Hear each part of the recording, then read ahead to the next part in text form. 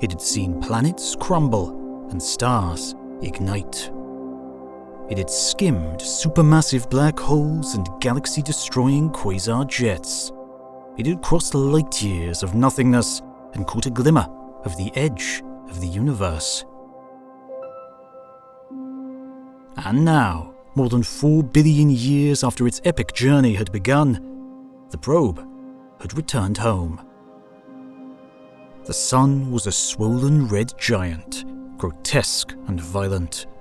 Mercury and Venus were gone. Earth, such as it was, survived, but only as a tattered lump of iron and nickel orbiting dangerously close to the dying star. Humanity, barely 100 million in total, had found a new home on Europa. The heat from the red sun had melted its ices long ago, and now the little moon of Jupiter was the only sanctuary they could reach. It took the probe several minutes to decipher the strange language of the radio signals they sent. It seemed the remaining humans were abuzz with curiosity, tinged with hope. They remembered the probe, even though it had been launched so long ago, memory of the event miraculously preserved through the ages. Humanity, they said, had tried and tried again to spread amongst the galaxy, but every attempt at a colony had failed. They could send machines out into interstellar space, but every time they had attempted the crossing for themselves of the great void between the stars, their frail bodies had failed them.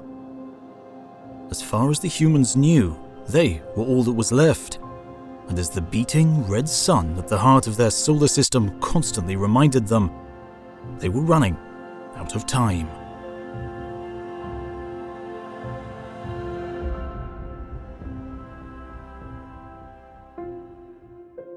But they also knew that long ago, interstellar spacecraft like the returning probe had been created, fashioned with artificial intelligence as keen and sharp as any biological brain, to go forth into the galaxy and the greatness beyond. These probes had been tasked with cataloguing everything, yielding the history and secrets of the universe in a way that no mere telescope ever could. From the relative proximity of the inner solar system to the most distant, alien and bizarre things in the cosmos, the probes had been told to see it all. The largest, the most powerful, the weirdest, all of it. And all of this searching, all of this cataloguing, all of this measuring was to be in service of a greater goal: to find a way for humanity to travel beyond the solar system. Over the unfathomable ages, millions of spacecraft had been sent, but only one had returned. And so, fulfilling its promised mission to its long-dead creators, the lonely probe began to tell its multi-billion-year story, relating what it had learnt, the extraordinary events it had encountered, the remarkable places it had been. It began to describe everything within the universe.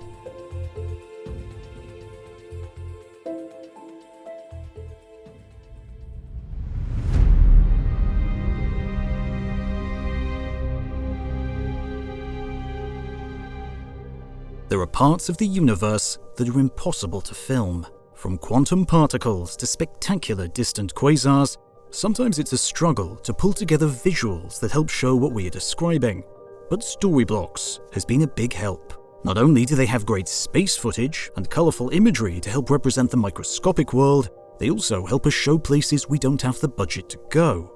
Dropped your drone in a lake? Should have used Storyblocks. Wasted time on getting footage that didn't make the cut? Should have used Storyblocks.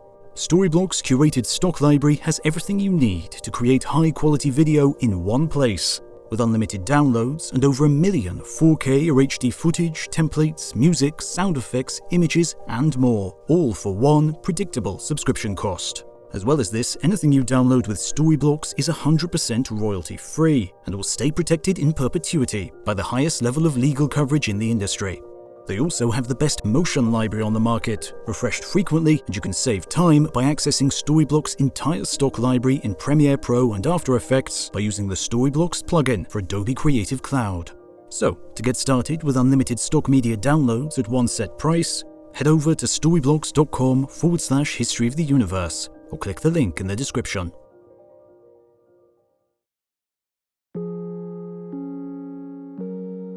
Mission Parameter 1.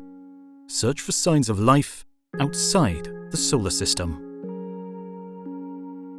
The probe had called itself Battuta. It had taken the name from the great 14th century explorer Ibn Battuta, who had travelled over the course of 3 decades across the entire known Muslim world, in his lifetime covering almost 117,000 kilometres and handily beating out other great explorers such as Marco Polo and Zheng He.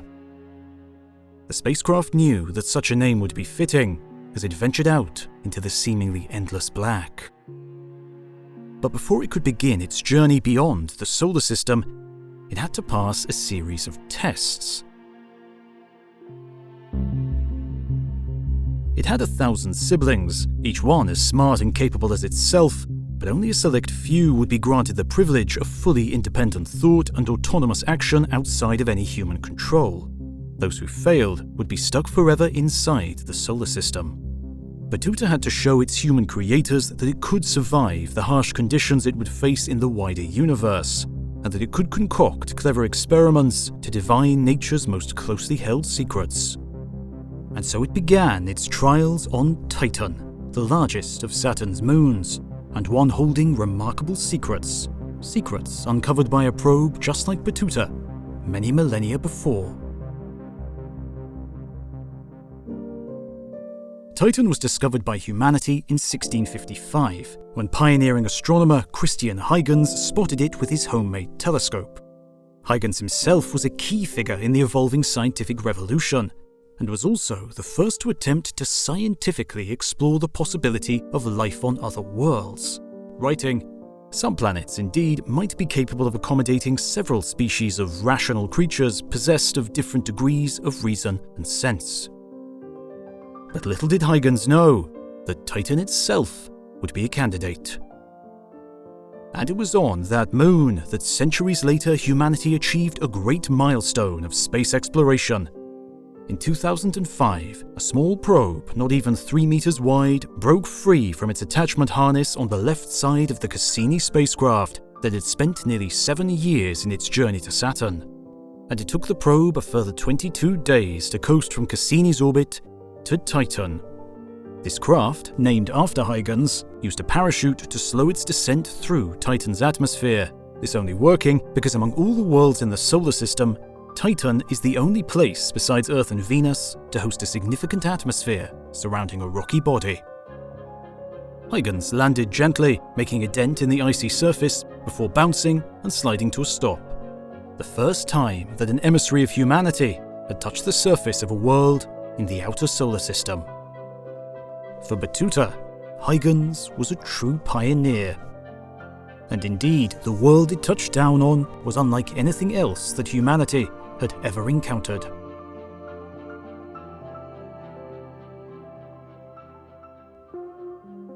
"50% larger than Earth's moon and 80% more massive, Titan is appropriately named. Its core is mainly rock, but its crust is made of ice. Surrounding that is a dense, thick atmosphere, even denser than the Earth's, giving it an atmospheric pressure on the surface about 50% greater. Titan is a beautiful, ghostly, and enigmatic world, because it shares one thing in common with the Earth that all other worlds in the solar system lack: liquid. Titan has rivers, streams, estuaries, deltas, and every other feature associated with surface liquids.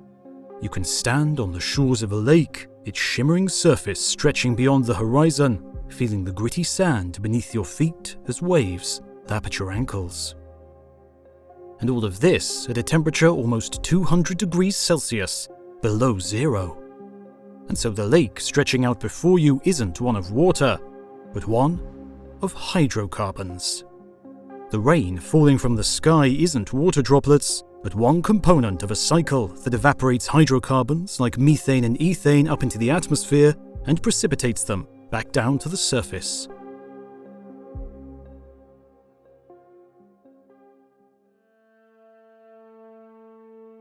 But kilometers beneath your feet, through the ice crust that makes up the outermost shell of the moon, there is a liquid water ocean, warmed by internal heat and kept liquid through the presence of ammonia.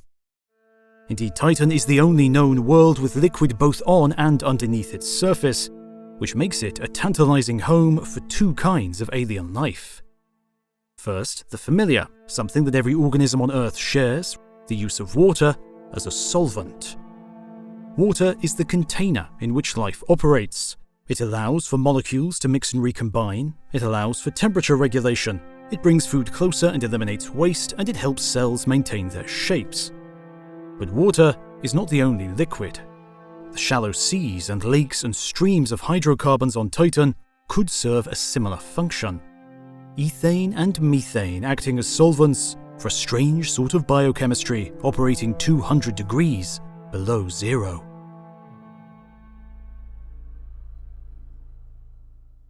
And Titan is not alone when it comes to enigmatic underground oceans. Enceladus, a tiny moon of Saturn only 500 kilometers across, also hosts large oceans. Europa, Callisto, and Ganymede of Jupiter all likely contain more liquid water than the Earth does. Even Pluto, clinging to scraps of internal warmth from radioactive decay in its core, might host a subsurface ocean. However, reaching these oceans is no easy feat. At the temperatures of the outer solar system, far from the light and warmth of the sun, water ice is hard as rock, ensuring that worlds like Europa and whatever secrets may inhabit those dark, world-girdling oceans are encased in ice sheets over 100 kilometers thick. Upcoming missions, such as the European Space Agency's JUICE, short for Jupiter Icy Moons Explorer, and NASA's Europa Clipper, will not attempt to pierce the icy shells of these worlds. Instead, they will orbit and, if conditions are right, swim through the plumes of cryovolcanoes. For the icy moons like Europa are not sterile and still, but active and alive. Their crusts creak and groan as gigantic fields of ice grind against each other, a colder, slower version of the tectonic activity on Earth. If there is any biological activity in those mysterious oceans, the plumes of these frozen volcanoes may carry molecular signs of it. If enough elements can find themselves in sufficient concentrations, life may yet find a way in those lightless oceans.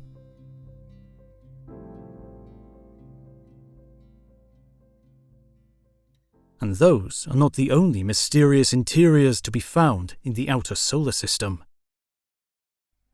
The Huygens probe transmitted 90 minutes of data back from the surface of Titan to the Cassini spacecraft, before Cassini moved out of range and the signal was finally lost. However, the tiny probe was designed to withstand the environment on the moon's surface, so most likely remains intact today, a lonely human monument on an alien world. But before its daring mission on Titan, Cassini by itself had already captured many spectacular images of the outer planets, including a stunning color image of Jupiter's Great Red Spot, exactly 335 years after it was first discovered by the scientist, after which the spacecraft got its name.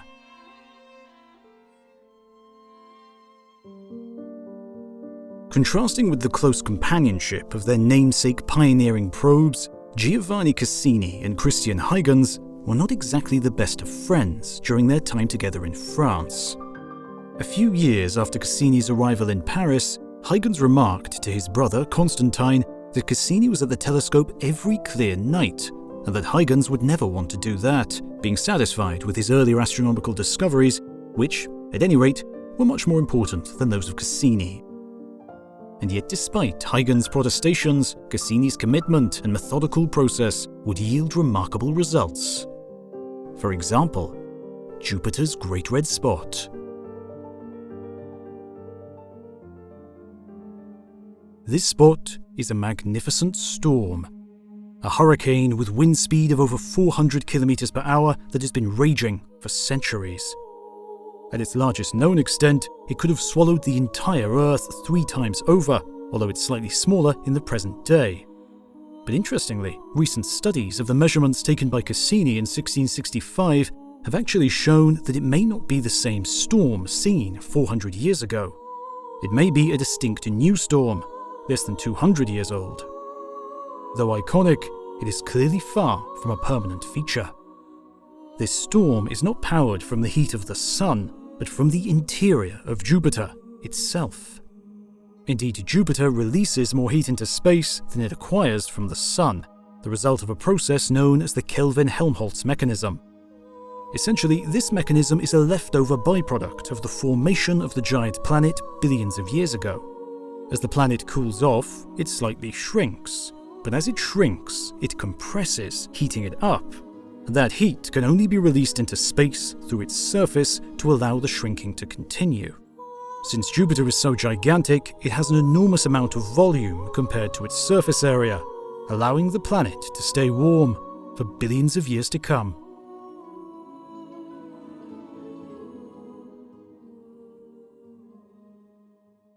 Jupiter's Great Red Spot is not the only violent storm in the solar system.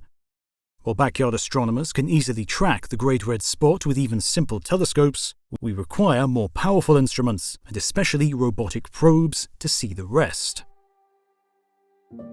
Cassini would go on to operate a further 12 years after the demise of its sister probe Huygens on Titan, before ending its life in a spectacular so-called grand finale, diving between Saturn and its rings in an effort to capture as much data as possible before flying straight into the planet.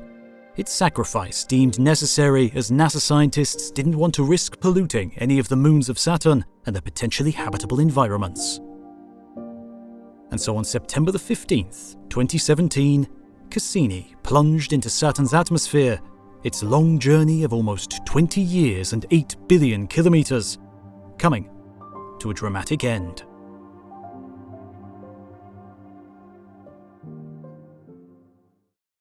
But in those last years, without Huygens, it had managed to capture a revealing, eye-catching image of its final resting place. An almost perfect hexagon on the North Pole of Saturn.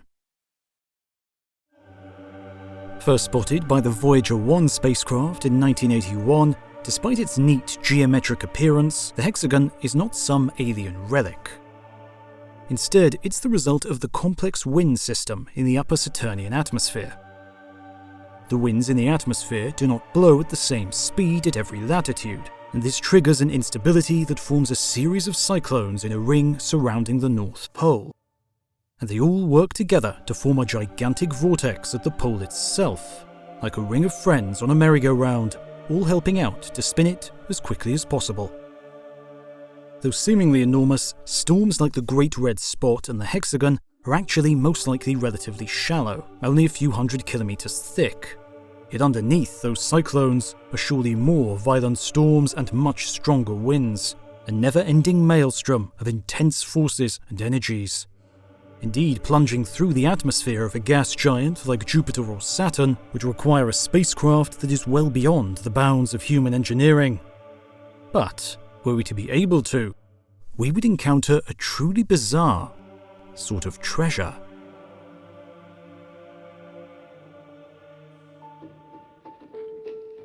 On the Earth, we usually encounter hydrogen as a gas. With enough effort, we are able to cool that gas to just 20 degrees above absolute zero, turning it into a liquid. But in 1935, the physicists Eugene Wigner and Hilliard Bell Huntington predicted that at extremely high pressures, hydrogen can exhibit some extremely strange behaviors. At a pressure of around 4 million atmospheres, that's 4 million times the pressure you experience at sea level, hydrogen atoms destabilize, with the protons forming a repeated lattice-like structure and the electrons free to roam amongst them. And this is exactly how we define the behavior of metals. And so at these pressures, hydrogen becomes metallic. When Wigner and Huntington first proposed this in 1935, it was just a matter of theoretical speculation. But it turns out that the interior of Jupiter has more than enough pressure to turn its bulk of hydrogen metallic. We don't yet know how deep this mantle of metallic hydrogen goes within Jupiter and Saturn's interior, but we suspect that it takes up the vast bulk of their volumes. In other words, most of Jupiter and Saturn are metallic hydrogen. And this means that since those giants are the largest planets in the solar system, most of the material of all the planets in the solar system is in a state completely inaccessible to our experience on Earth. And yet, as with the surface of Titan before it, daring space probes have been able to help us here, too. NASA's Juno mission, one of the next generation of probes to Cassini and Huygens and entirely solar-powered, was launched in 2011 and has carefully monitored the gravitational environment around Jupiter to paint a fuzzy picture of that planet's deep interior. It has found that it's very likely that Jupiter has no solid surface to speak of, just an inferno of gradually changing temperatures, pressures, densities, and compositions of matter.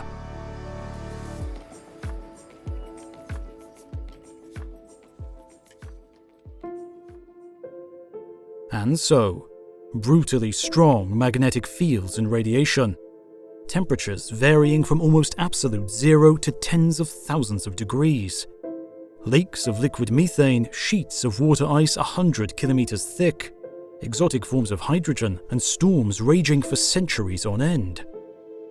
But that was only a taste of the wonders and dangers that abound in the wider universe.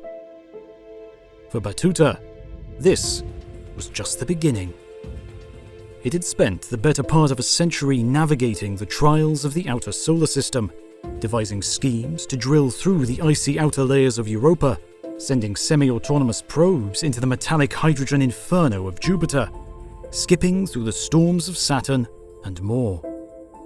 And so after proving its worth, its ingenuity and its patience, Battuta had finally been permitted to exit the gates of the solar system in the full knowledge that the worst was yet to come. As it considered the sacrifices of the heroic probes that had come before it, the Cassini, the Huygens, the Juno, its curious mind turned to their predecessors, launched by NASA decades before, who had gone even further. Far beyond Jupiter, far beyond Saturn, far beyond the outer worlds altogether. For as strange and extreme as our own solar system is, we are not, by far, the strangest of systems out there. There are even weirder, more dangerous places. But to get to them, to explore their beauty and understand their secrets, Battuta would first have to travel the great gulfs between the stars.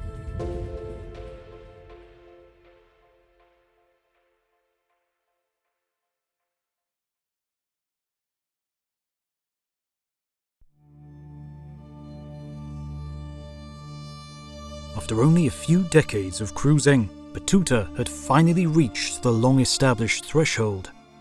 The heliopause, the boundary between the solar wind and the interstellar medium, a feat first achieved in ages past by the Voyager 1 probe in the opening years of the 21st century.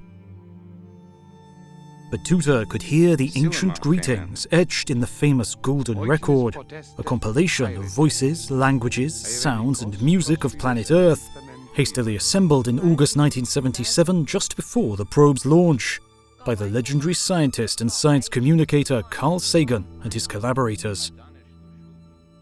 Indeed, the designers of this mission understood its significance. The probe would, decades after launch, become the first human-made craft to enter interstellar space. Musing on Sagan's words at the time, Battuta considered its own mission as it passed this remarkable milestone. Perhaps the records will never be intercepted. Perhaps no one in 5 billion years will ever come upon them. In 5 billion years, all human beings would have become extinct or evolved into other beings. None of our artifacts would have survived on Earth, the continents would have become unrecognizably altered or destroyed, and the evolution of the sun would have burned the Earth to a crisp or reduced it to a whirl of atoms. Far from home, untouched by these remote events, the Voyagers, bearing the memories of a world that is no more, will fly on.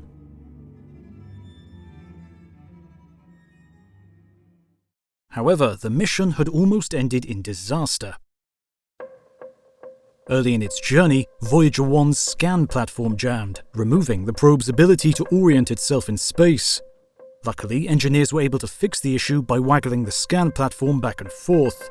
But for years, during its outward cruise, they worried and fretted that all their efforts would be for naught. The mission, however, was a roaring success. Along with its twin, Voyager 2, humanity got its first close-up, high-res view of the outer planets. And that lonely probe, now long since lost to the infinite blackness of the space between the stars, was but the first of many. And it took advantage of a unique alignment in the solar system, when all the giant worlds happened to be all along roughly a straight line. By carefully arranging its trajectory in a trick known as the gravitational slingshot, the spacecraft was able to steal some of the momentum of the giants for itself, giving it more than enough speed to escape the sun's gravity permanently. After that, it was left to its own devices as it cruised through the galaxy, orbiting its center, just like every other star.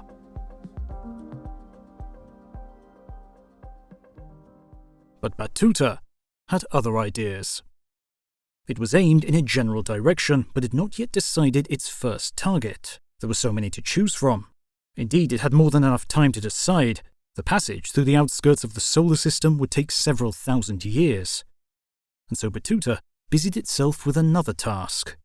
It fashioned a thin metallic wire and unspooled it behind the spacecraft until it reached a length of 1,000 kilometers.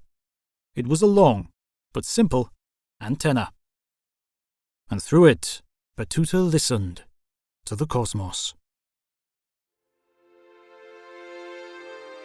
It heard the groans of giant molecular clouds, the screams of stars torn apart by black holes, the subtle whirring of the Milky Way's magnetic field, the drumbeat of distant pulsars.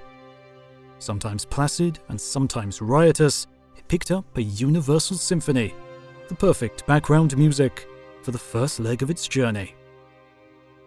And it was through similar means that we knew when Voyager 1 had become the first ever human-made object to pass into interstellar space.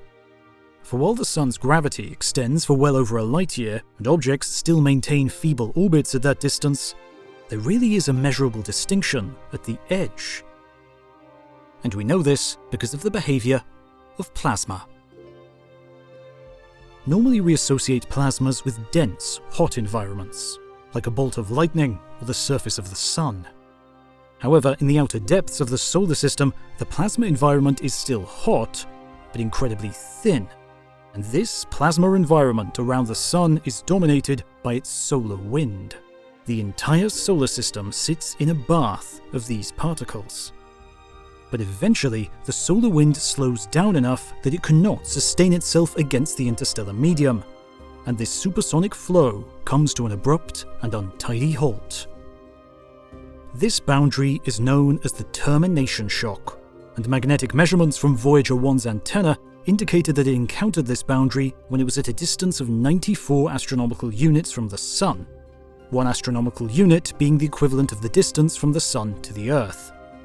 Past the termination shock is a region known as the heliosheath, where the solar wind slows down and begins mixing with the interstellar medium. And the outermost layer of that region, the border with true interstellar space, is the heliopause.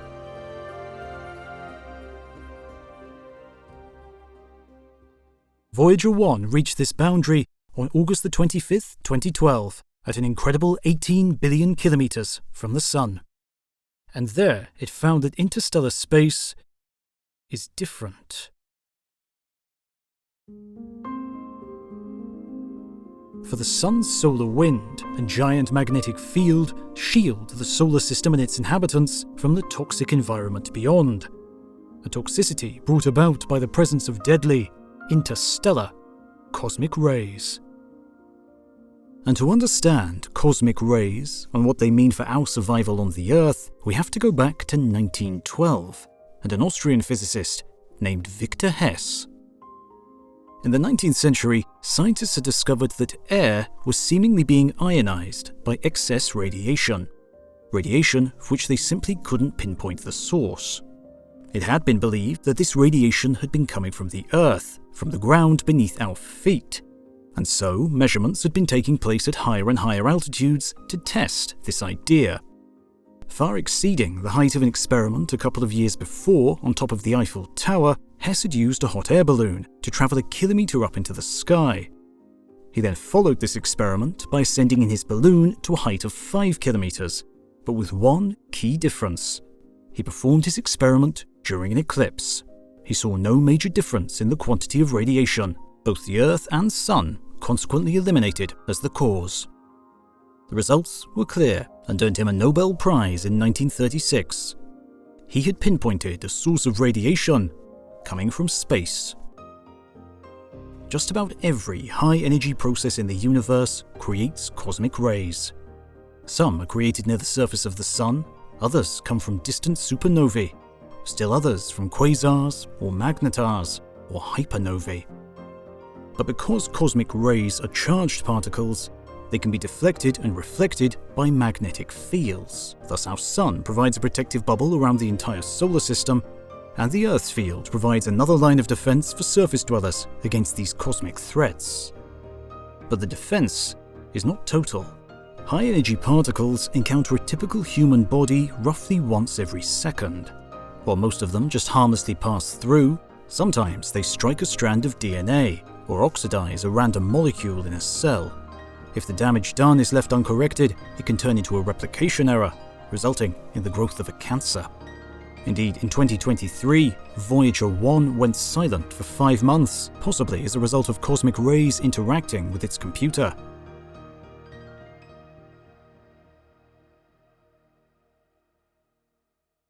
And these dangers get even worse beyond the heliopause, where not even the Sun can offer its protection.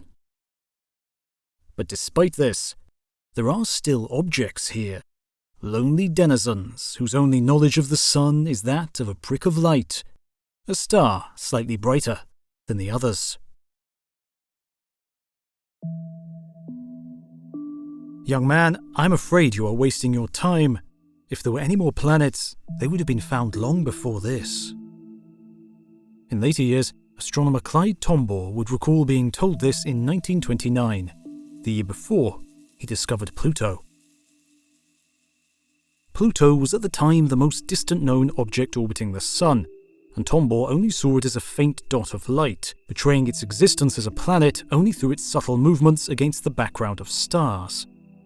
But over the decades, many astronomers hypothesized that Pluto was not alone, that there might be an entire population of objects, planet-sized and otherwise, in the fringes of the solar system.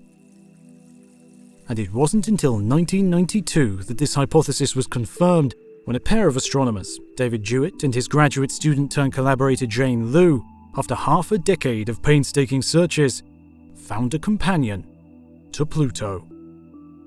The object would soon get a name, 15760 Albion, and it has since been joined by thousands of others in a population known as Trans-Neptunian Objects, TNOs, which stretch from roughly 30 astronomical units to an orbital distance of hundreds of thousands of astronomical units. This population, with subregions known as the Kuiper Belt and Scattered Disk, is the home of comets that make regular frequent visits to the inner solar system, like the famous Halley's Comet. While these regions have a few larger members, Pluto, Sedna, Haumea, Makemake and others, the vast majority of trans-Neptunian objects are small objects made of frozen volatiles, like water, ammonia and nitrogen. Little is known today about the populations of the trans-Neptunian objects, but on January the 1st, 2019, we got our first detailed look at a smaller sibling of Pluto when NASA's New Horizons spacecraft slipped past Arrokoth, a trans-Neptunian object only a few dozen kilometers across. Arrokoth, which sits about 45 astronomical units from the Sun, is almost completely unlike anything found in the inner reaches of the solar system. Its oblong shape is due to the fact that it looks to be two small bodies caught mid-merger. Long ago, two icy bodies found each other in the abyss and collided, but at extremely slow speeds. Just enough for the ices between them to melt and then immediately refreeze, creating a glue that would bind them together for billions of years. Today, the planet Neptune dominates the gravitational environment of the trans-Neptunian objects. Most of these objects live quiet, isolated lives, never encountering another of their kind for millions of years on end. But ever so occasionally, Neptune's gravity pulls in just the wrong way, destabilizing a trans-Neptunian object and turning it into a comet. A ball of ice and rock that loops around the Sun, never lasting many orbits because of the intense heat of our star, evaporating material with every passage.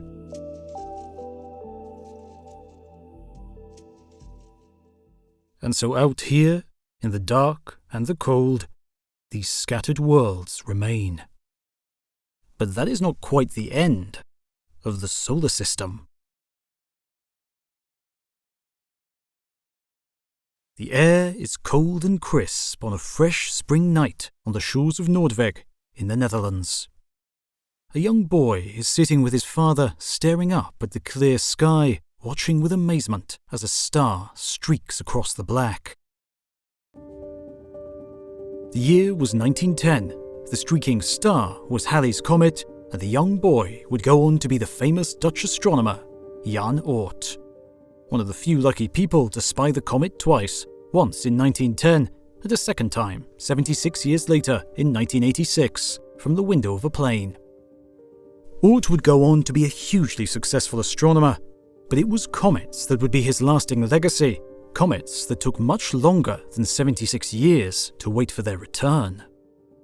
It was in 1950 that Oort revived a suggestion from decades before and created a coherent, plausible theory to explain the origins of long-period comets. Unlike comets sourced from the Kuiper Belt and scattered disk, these long-period comets seem to take thousands of years or more to make a single circuit around the Sun. They also came from all directions in the sky, meaning that they clearly did not originate from a belt-like structure in the outer solar system.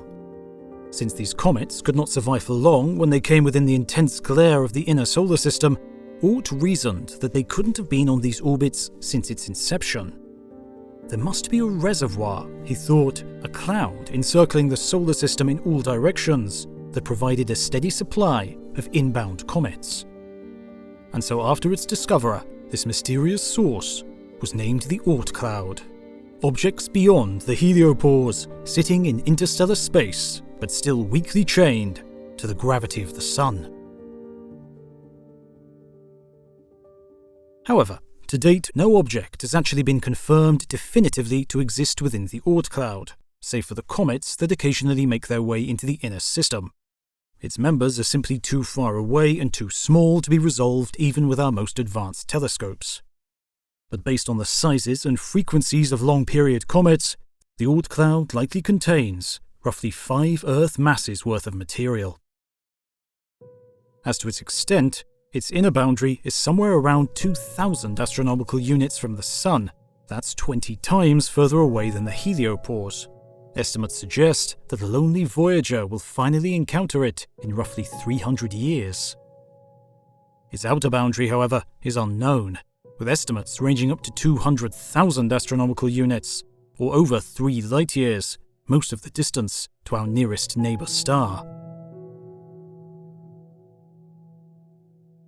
Beyond our solar system is a neighbourhood of stars, many of which formed from the same cloud of gas and dust that gave rise to our own Sun. Within a radius of 20 light-years, there are 131 known objects, including stars, white dwarfs, brown dwarfs, and sub-brown dwarfs, which straddle the boundary between the largest planets and the smallest stars. And while Proxima Centauri is currently the nearest star to the solar system, this won't always be the case, as all the stars in our vicinity, along with the Sun, are in constant motion. In addition to orbiting around the galactic center, they also move in random directions. Indeed, in roughly 1.25 million years from now, the dwarf star Gliese 710 will pass within 0.17 light-years of the solar system.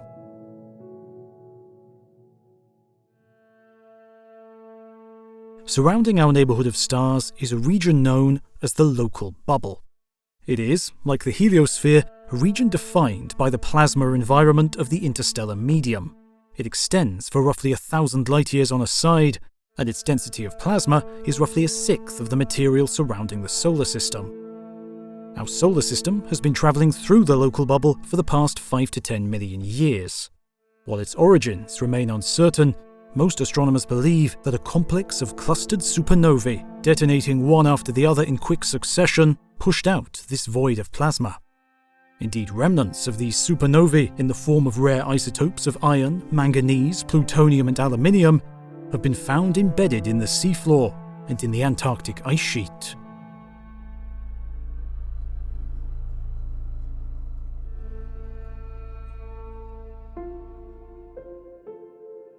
And so, Battuta passed the millennia-long journey in silence. It monitored the changes in density and temperature as it began its first navigations through the heliosheath and out into the interstellar medium through the local bubble. It felt the sting of cosmic rays and diligently repaired the damage. It considered its long-distant ancestor Voyager 1 and its later siblings, bravely venturing out into the endless black. Behind it, the sun grew small and dim, till eventually, as far as its instruments were concerned, it became just another star. After 10,000 long years, Battuta was now plunged into the void, the great depths between the stars. Its interstellar journey had truly begun.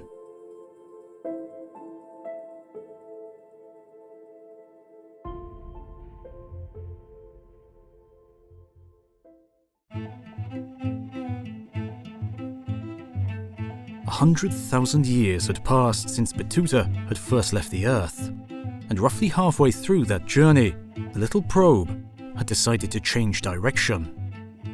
The change to this new destination, which sits 90 light-years away from the Earth, had cost it 8,000 years in its overall trajectory, but Battuta had decided it was worth it. The spacecraft was an avid student of human history, and had been poring over records, books, charts, digital files, and everything else that its creators had uploaded to its systems. And one star in particular had caught its attention: Algol, the Demon Star. 3,200 years ago, an Egyptian list of lucky and unlucky days had counted it as a star that brought bad tidings. In Greek mythology, the star represented the decapitated head of Medusa, with Perseus the hero holding it triumphantly alongside him for the world to see. And in Chinese astronomy, the star was a member of 5, representing a mausoleum. Within them was a star that roughly translates as piled-up corpses. The star, of course, had a more proper scientific name: Beta Persei, the second brightest star in the constellation Perseus. But in the 17th century, its name took on a new meaning when Italian astronomer Geminiano Montanari discovered that Algol, the demon star, would eerily change its brightness.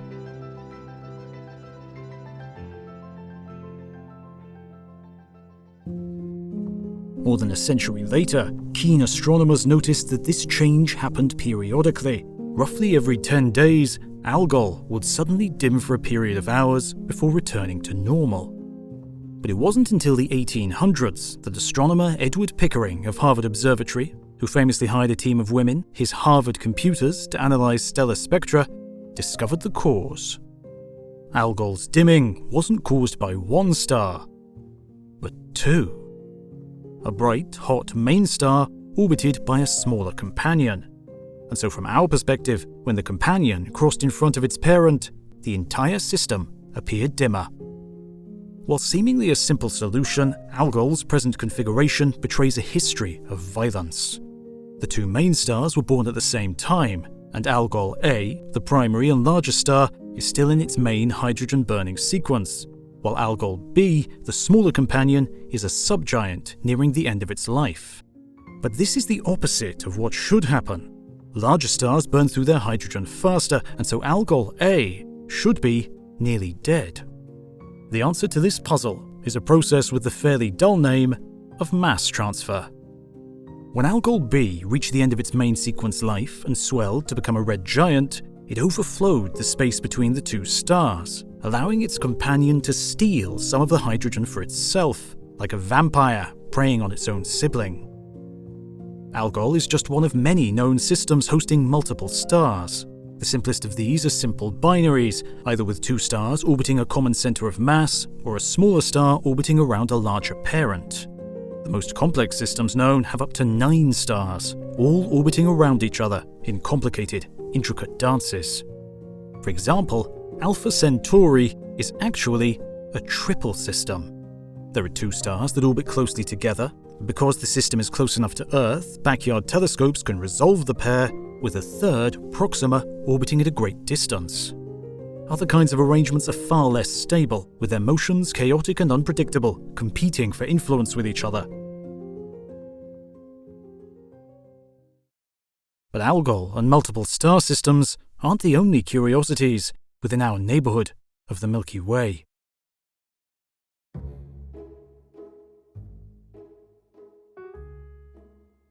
There is no better place to see the universe than from the deck of a ship. Out on the ocean on a clear night, if the moon is waning, stars scatter across the sky like a shower of light, revealing their secrets from all sides. And this would have been even more acute in the early 1800s without electric lights aboard. So it's not hard to imagine the effect that this would have had on a young, curious mind, far from home and hungry for knowledge. Born in 1784 in Minden, then in the Kingdom of Prussia, Friedrich Bessel was not your typical astronomer. He dropped out of school at the age of 14 because of his distaste for Latin, and had gone on to apply his natural gift for mathematics to an import-export business. But this proximity to shipping and his time aboard sea vessels had sparked a curiosity in navigation, which then led him to an interest in astronomy. Before long, his natural ability was recognized when he made successful measurements of Halley's Comet. And then he'd had to make a choice: a relatively comfortable life in commerce, or a less comfortable life as an assistant in a private observatory. He chose the stars.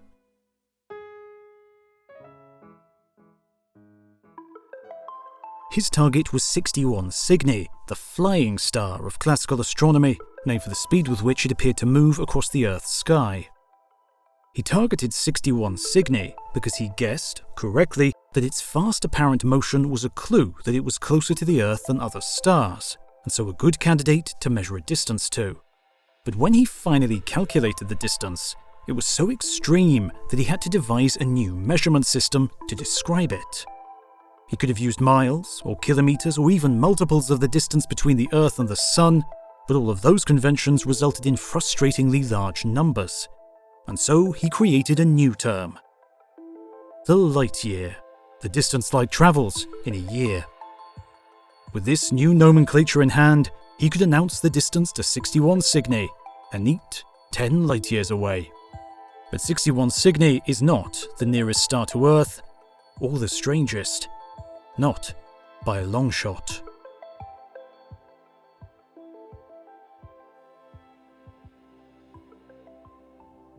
For example, Betelgeuse. The 10th brightest star in the sky, despite its extreme distance of roughly 450 light-years away, Betelgeuse is both massive and gigantic. It weighs at least 15 times the mass of the Sun, and its diameter is almost unparalleled, over 750 times the width.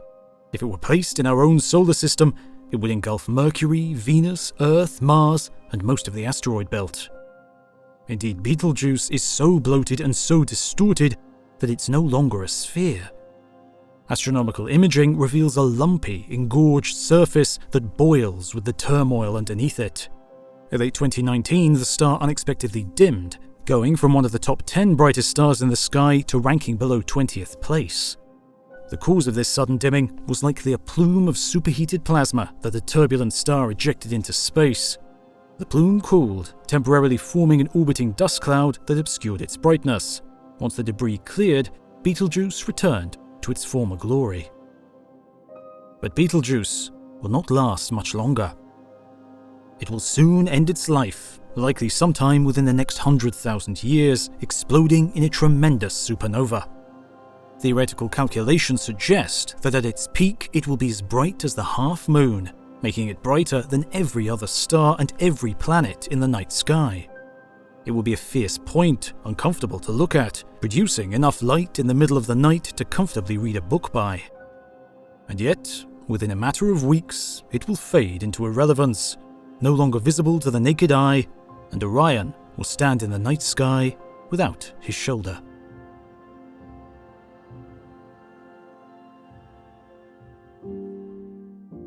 But the vast majority of stars are not giants. They are either mid-sized stars like the Sun or smaller red dwarfs. And that includes Proxima Centauri, the closest star to the solar system, a red dwarf that can only be viewed through a telescope. The star itself is rather unremarkable, except for one thing. It carries a planet with it. That planet is a small, rocky world, roughly the size and mass of the Earth, orbiting within the star's habitable zone. Thanks to an observational campaign known as the Pale Red Dot Initiative, a homage to the evocative pale blue dot image of the Earth taken when Voyager 1 was at the far edge of the solar system, we know that Proxima b, as the planet is called, is the nearest chance for life to find a home outside the solar system. As of yet, of course, there is no guarantee, as our observatories are not powerful enough to confirm the existence of life, let alone its prerequisites, such as liquid water or a stable atmosphere.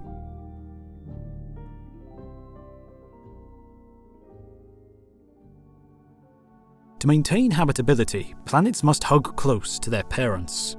In the case of Proxima b, that world orbits within 0.05 astronomical units of its star, much closer than Mercury does to the Sun. That's because the light from red dwarfs is so feeble, and it's only at that close distance that a planet can receive enough warmth to cling to habitability. But if life did find a home there, it would not be an easy one. Red dwarf stars are especially temperamental, prone to star spots that can cover half their surfaces at a time, and bouts of rage that flood their local environments with electromagnetic storms of plasma. Their planets would alternate between periods of extreme cold and bursts of intense radiation. And on top of this, in all likelihood, Proxima b is tidally locked, with one face permanently pointed towards its star. This means that Proxima never sets nor rises on the planet, and half the world is locked in never-ending night, with the other always in daylight. But even this curious case does not automatically represent a dead world. Computer modelling has shown that even these planets can sustain life. The key is for there to be sufficient water and atmosphere to circulate heat around the whole planet, so that the day side doesn't roast in the glare of the star, and the night side's atmosphere doesn't freeze and catastrophically collapse. And the most fragile but intriguing case is that of the so-called ribbon world, a term coined by science fiction author Arthur C. Clarke. Ribbon worlds are only habitable in the terminator regions of the planets, the twilight zone, with the center of the day side a scorching desert and the night side a frozen wasteland. But if conditions are just right, there can be a balance between the two, opening a thin strip girdling the planet where temperatures remain stable, heated from one side and cooled from the other.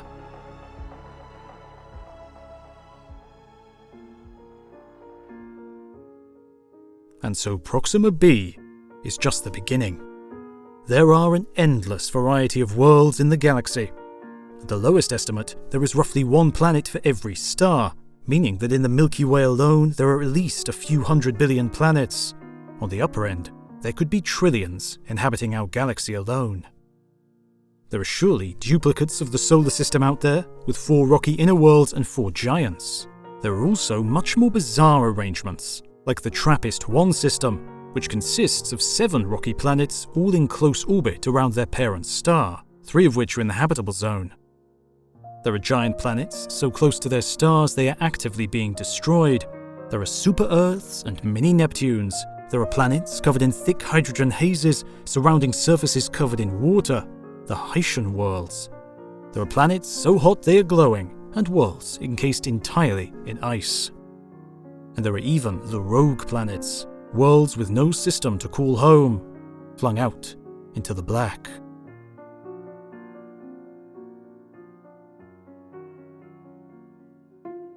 Of course, there was no way that Battuta could ever hope to catalogue them all. And so, after its brief 10,000-year detour to the Algol system, it stuck to its planned trajectory, visiting a string of systems as the spacecraft made its way through the Orion Arm and inwards towards the galactic core.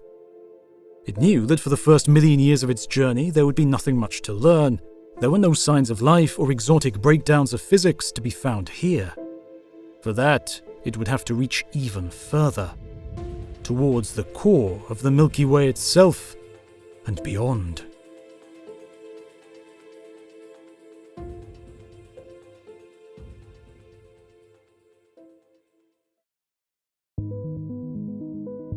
Mission Parameter 2. Find a way to escape the Milky Way.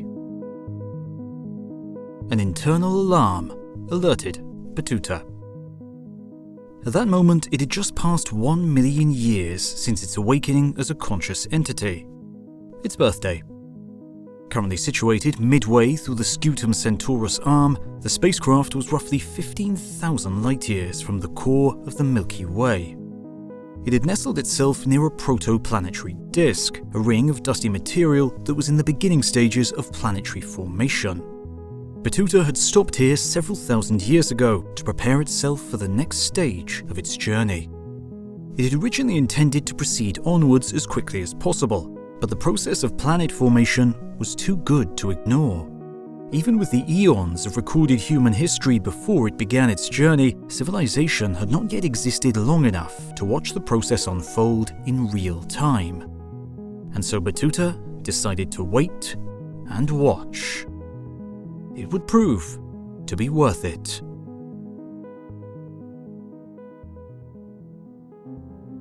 The story of planet formation is the story of life. And this story begins with the raw elements that make life possible. Hydrogen, carbon, oxygen, nitrogen, and phosphorus. Without this basic quintet, life as we know it would simply be impossible. The hydrogen, of course, is the easiest. It was created in the fires of the Big Bang at the beginning of the universe, a nucleosynthetic era that for a few precious minutes converted a soup of quarks and gluons, some of the most basic constituents of matter, into a population of hydrogen, helium, and some lithium and beryllium. However, as the universe expanded and cooled from that inferno, these reactions stopped, freezing the population of light elements in its place. Scientists figured this out in the early years of development of the theory of the Big Bang, but the question remained, what about the rest of the elements? How did carbon, iron, and everything else come to be? To find this out, we will need to go back to the 1950s and to a famous scientific paper that has stood the test of time. Scientists almost never work alone. Even a single author paper will usually have several names listed in the acknowledgements section at the end, a sign that the writer had plenty of help along the way. While some collaborations for giant experiments or telescopes can stretch into the hundreds, most groups are much smaller, a handful of individuals working together on a common problem to discover something new. And so in 1957, at Cambridge University, 4 scientists gathered who would go on to change how we understood the universe forever. The paper was known as the B²FH paper, named after its authors. The B² stood for Margaret and Geoffrey Burbidge, the iconic husband and wife astronomy duo. She would later go on to discover the farthest object ever witnessed in 1974, a distant quasar, and would also find that the galaxy M87 had a supermassive black hole at its centre, all whilst fighting discrimination in astronomy. Indeed, the couple once switched job applications when Margaret was turned down for a role at the Mount Wilson Observatory due to there being only one toilet on site. Vera Rubin, another iconic female astronomer, relates the story. With their usual adaptability, Jeff, a theorist, took the Mount Wilson Fellowship and Margaret the Kellogg appointment. Not surprisingly, whenever Jeff went off to Mount Wilson to observe, Margaret coincidentally appeared. The F in B²FH stood for legendary train enthusiast William Fowler.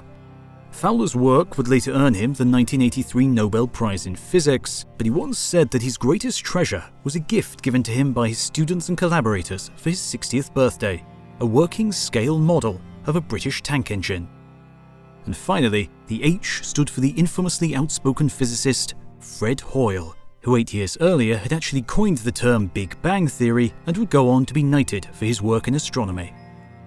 Their coming together in 1957 would show that it was stars that were responsible not only for the light that illuminates the universe, but for the forging of its elements.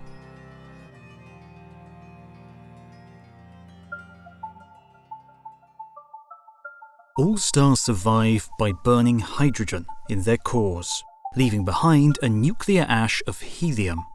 Towards the end of their lives, stars resort to burning this ash, fusing helium into carbon and oxygen. For smaller stars like our Sun, this is the end of the nuclear road, igniting in their deaths as supernova explosions.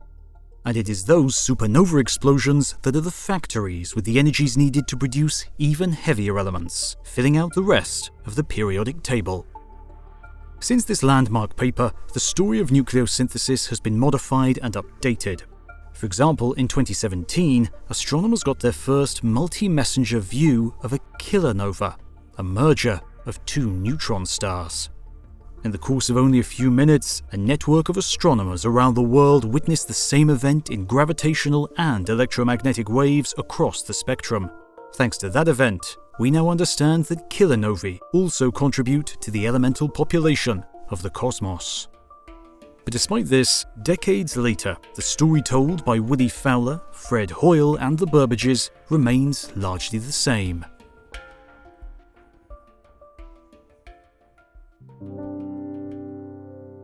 With the death of every star, the cosmos becomes enriched, with new elements joining the swirling interstellar mix, ready to participate in the next round of planet formation. Indeed, tens of thousands of different nebulae dot the Milky Way, decorating its spiral arms like ornaments strung on a Christmas tree.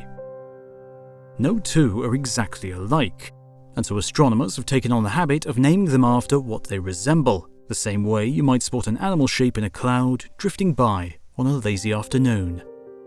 Perhaps the most recognizable is the Horsehead Nebula. Located near the easternmost star of Orion's belt, it's a small subregion of a much larger complex, but it stands in stark relief as its density makes it appear black against the vibrant background. A little over 3 light-years across, the Horsehead Nebula is a region of active star formation. Its black clouds are a cocoon where newborn stars will soon emerge. Or take NGC 6537, more commonly known as the Red Spider Nebula, which sits several thousand light-years away. This complex of gas and dust is not the birthplace of a star, but a funeral pyre. The remnants of this star scattered outwards into 2 opposite regions, with each region forming thin spikes.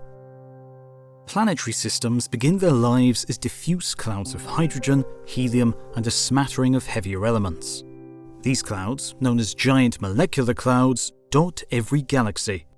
And it was in the early 1900s that British physicist Sir James Jeans discovered a process that would allow for these clouds to turn into stars.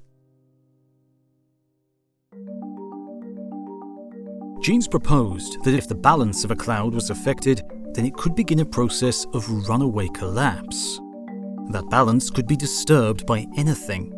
However, usually, star formation is triggered in a cloud when it passes through the spiral arm of a galaxy.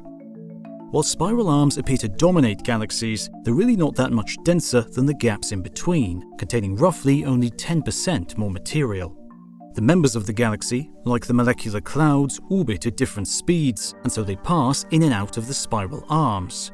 But when they pass through, a new round of star formation ignites, dominated in brightness by large stars that die off before the cluster makes its way through the spiral arm, making the arms appear brighter and giving a galaxy its visible shape.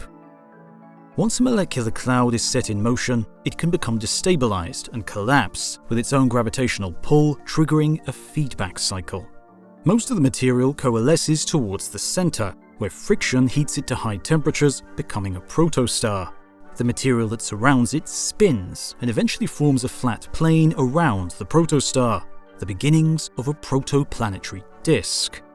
Much of the disk is made up of hydrogen and helium, but sprinkled throughout the swirling chaos is dust. And just like the dust that clings to the surface of your home, the dust in a protoplanetary disk sticks together. Meanwhile, as the process of planet building is underway, the protostar in the center begins to transform. Initially, it's heated from the outside in, as gas falls onto the core and slams into it. But towards the end of the protostar stage, just on the cusp of becoming a fully fledged star in its own right, it begins to heat itself from the inside out, releasing heat and energy in the form of radiation. And finally, after all the convulsions and chaos, the protostar ignites fusion in its core and settles into a hopefully long life.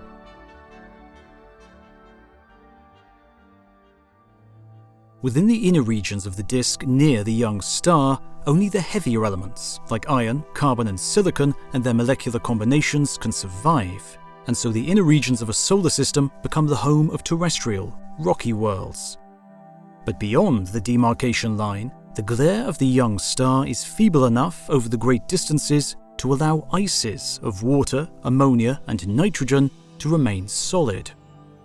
These ices mix with the dust and dirt, creating planetesimals that are far larger, and this increased gravitational pull sucks in massive envelopes of gas. The first planetesimal to form wins the gravitational prize, becoming the largest planet thanks to its ability to monopolize the gas of the disk, and so the next giants to form must fight amongst themselves over whatever is left. And these intense gravitational battles end up ejecting many planetesimals and even some planets out of the solar system altogether. In our own solar system, the giant planets formed much closer towards the Sun, where there was enough material to create their massive sizes.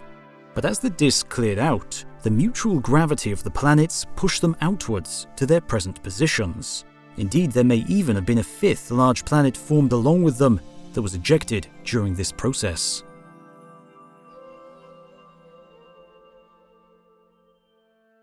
Planets can even form independently of any star. The exoplanet WISE 08550714, discovered in 2014, is one such example. It is gigantic, roughly 10 times the mass of Jupiter, and sits only 7.2 light-years away from the Earth, closer than the vast majority of stars visible in the night sky. And sitting between these rogue planets and true stars are the enigmatic brown dwarfs, first identified by a team of Caltech and Johns Hopkins astronomers in 1994. Brown dwarfs are large enough to briefly sustain fusion of deuterium in their cores, but not big enough to sustain hydrogen reactions and reach the main sequence. Instead, they simply exist. To quote Srinivas Kulkarni from the Caltech team that discovered the first, "It looks like Jupiter, but that's what you'd expect for a brown dwarf."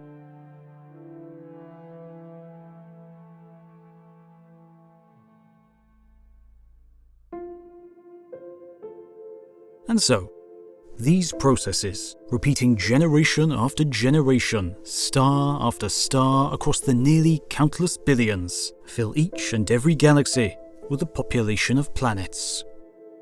And it was a delight for Battuta to patiently watch this minor miracle unfold. But no matter how much it was entranced by this event, it couldn't stay forever. Battuta had to resume its journey. And this time, it moved with purpose.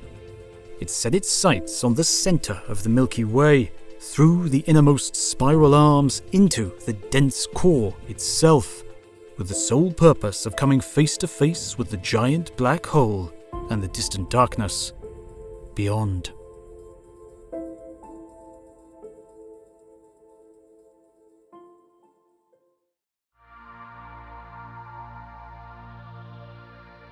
After a journey of nearly 10 million years, Battuta had finally reached the outskirts of the core of the Milky Way. The galaxy's core is an elongated bar, and the spacecraft had found itself just past the inner arm. Though getting here wasn't easy, Battuta suspected that it was not the first craft to make it to these depths. Somewhere within the Norma arm, some 5,000 light-years rimward, the spacecraft had detected a faint staccato radio signal. At first, it had suspected it was just another pulsar, but the spectral signature of the radio emission didn't match. Instead, upon further inspection, the staggered rhythm was all too familiar. It was artificial, the kind of signal that Battuta would have created itself. And so Battuta designed its own calling card, spending 10,000 years carefully manipulating a dead system so that all its rocky planets would crash into their parent star, raising the abundance of heavy elements well above what a star of its type should have. Within about 20,000 years, humanity, along with any other spacecraft in this corner of the galaxy, would notice a sudden and strange spike in heavy elements polluting this star. Perhaps they would ascribe it to some natural phenomenon, or perhaps they would assume it was the machinations of one of their wayward probes. Or perhaps they would not even notice it at all, if they were even still there.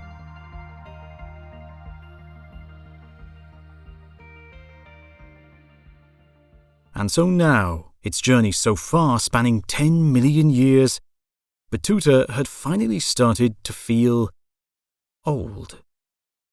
But still, after everything it had witnessed and experienced, it couldn't hold a candle to the most ancient denizens of the galaxy, some of whom Battuta had had the honor of encountering.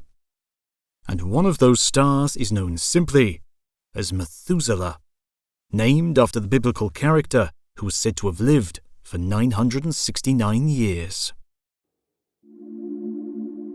More formally, the star is designated HD 140283, but it rocketed to fame when astronomers announced an unexpected age for it. In some estimates, it was possibly older than the entire universe, at the age of over 14 billion years. But how was this possible?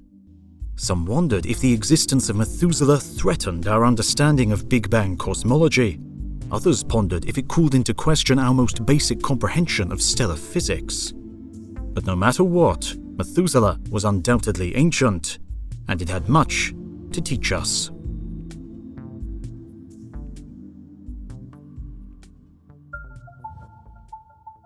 Estimating the age for an individual star is tricky.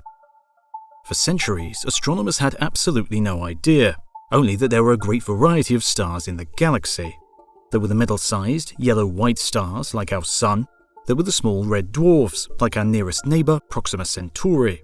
And then there were the giants that came in both blue and red varieties, like Rigel and Betelgeuse, respectively. In the late 1800s, astronomers started to think that stars started out large and slowly shrank and cooled through the course of their lives, emitting light in the process. But a few decades later, Sir Arthur Eddington calculated that if this was correct, then the Sun could have a maximum age of only a few million years, a number embarrassingly out of step with the billions of years implied by geology and evolution. And so eventually, the true keys to stellar evolution came from the steady eye of Annie Jump Cannon, one of the famous woman computers hired at the Harvard Observatory and tasked with the repetitive chore of sifting through vast quantities of observational data.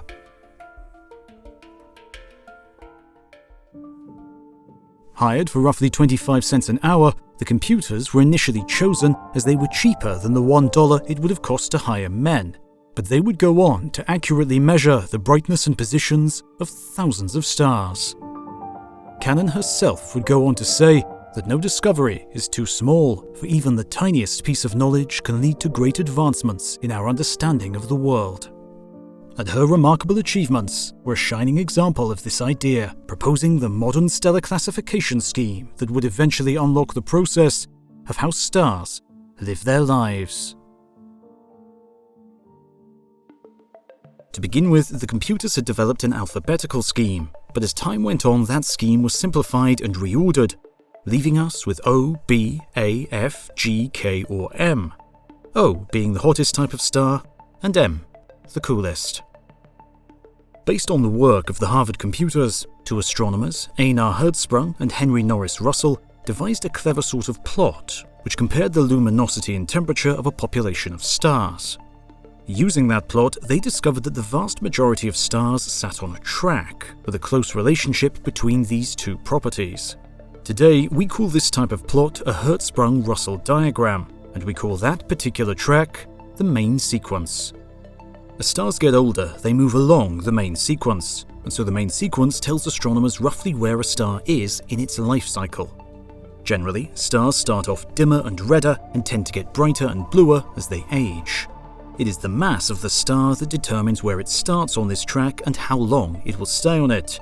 And if astronomers have access to an entire cluster of stars, they can calibrate the relationships between size, color, temperature, and amount of heavy elements to get an accurate gauge of the cluster's age. But this technique only works well with an entire population of stars. Determining with precision the age of a single star is a different story and extremely challenging.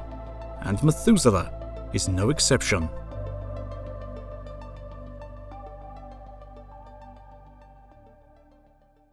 And so the solution to the riddle of Methuselah, like most solutions to most riddles within astronomy, came down to uncertainty. Indeed, there is no doubt that the star is ancient, one of the oldest stars to exist in the galaxy. But it certainly formed well after the Big Bang. It's just a simple matter that the uncertainties associated with its age are so large that it can appear to be older than the universe itself. Indeed, despite its extreme age, Methuselah is still not the oldest possible star to still inhabit the Milky Way. That's because Methuselah is a kind of star known as a population 2 star. And to understand what that means, we have to go back more than 80 years to 1942 and an attack on American soil. The skies of Los Angeles are on fire. Sirens are wailing, anti-air raid guns are firing, and a total blackout is being ordered across the city. 1,400 shells would be spent that night as the entire population is thrown into chaos. And yet, there would be only 5 deaths, 2 from heart attacks and 3 from car accidents caused by the distraction of the artillery shells. Why? The incident would later turn out to be a false alarm caused by a floating meteorological balloon, the anxiety built up by the attack on Pearl Harbor 2 years before going off like a powder keg. Blackout restrictions would stay in place for the next 18 months to protect from attacks from Japanese submarines. However, for one clever German astronomer living in Los Angeles, Walter Baade, the blackouts presented a remarkable opportunity. Using the famous 100-inch Hooker telescope at Mount Wilson Observatory, through which Edwin Hubble had spied an expanding universe just 15 years before, Baade seized on the reduced light pollution to resolve stars around the Andromeda Galaxy, using his observations to define 2 distinct stellar populations, Population 1 and Population 2.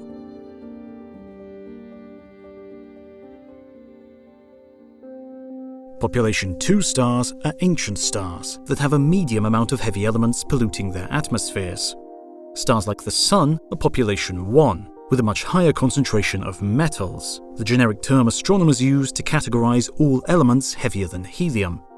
Though to be fair, hydrogen and helium make up more than 98% of all the elements in the universe, so it's not unfair to consider the rest of the periodic table a mere rounding error. These Population 1 and 2 stars, even Methuselah, are the inheritors of multiple generations of stars in the universe, with each generation more enriched than the previous.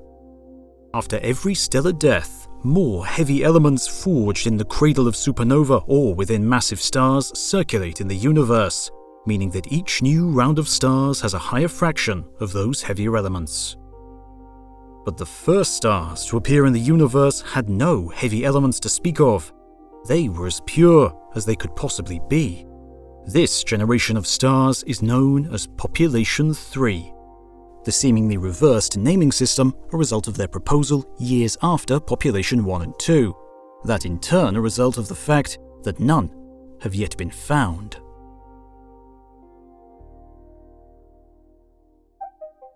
We're not entirely sure how the first stars formed, but they were likely huge. This is because modern-day stars require the presence of heavier elements to moderate their fusion chain reactions, and these metals also help protostellar gas clouds release radiation, allowing them to become smaller before igniting fusion. But the first stars had neither of these advantages, so they must have formed without any metals at all, meaning that their primordial gas clouds could have stayed at enormous scales without fragmenting into smaller segments. Indeed, some models of stellar formation suggest that they may have been 100 times more massive than the Sun, while other, more exotic mechanisms find that they could have been 1,000 or even 10,000 solar masses each. Either way, at that titanic scale, they were doomed to lead short, intense lives, for with greater mass comes an increased rate of fusion reactions. At 100 solar masses or more, the first population 3 stars would have lived fast and died young, surviving only a few million years. And since those stars first arose in the dark ages of the cosmos over 13 billion years ago, the first generation came and went well before even the development of the first galaxies. The only chance a population 3 star had to survive to the present day is if it managed to enter the main sequence as a relatively small object, smaller than the Sun, and remain hidden and protected. But the chances of finding such a rare object are so slim, however, that modern-day astronomy has turned to enormous observatories like the James Webb Space Telescope to instead go hunting for their light in the faint, ancient signals at the edge of the universe. Light that was sent out when the cosmos was first forming stars and galaxies.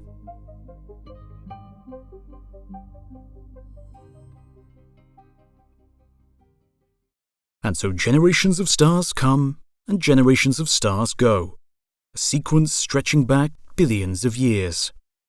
And while all stars share the same process of formation and share the same main sequence of hydrogen burning in their cores, different stars do encounter different final days.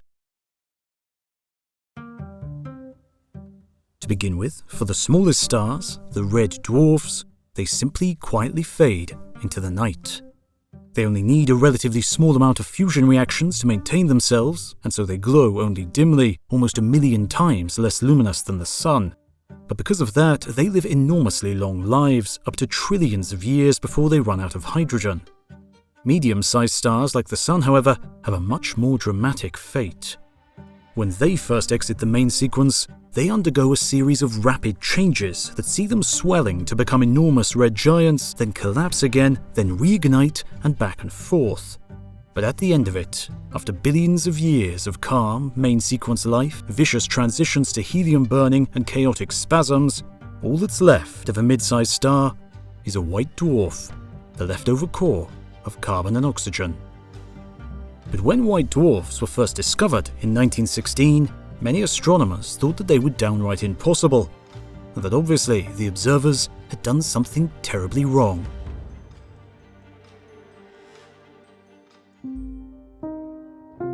Sir Arthur Eddington summed up the situation when he mused about a hypothetical conversation between astronomers and the universe.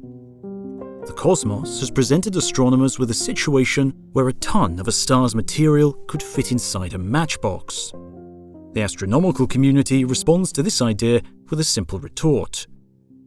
Shut up. Don't talk nonsense. But Ernst Erpik, an Estonian astronomer who made the first concrete observations of white dwarfs, stuck to his guns, insisting that his calculations showed that some of the stars he had measured had densities over 25,000 times that of the Sun. We know now he was right, and white dwarfs would go on to become just the first of many ultra-dense surprises that the universe had in store for us, and astronomers learned not to tell the cosmos to shut up.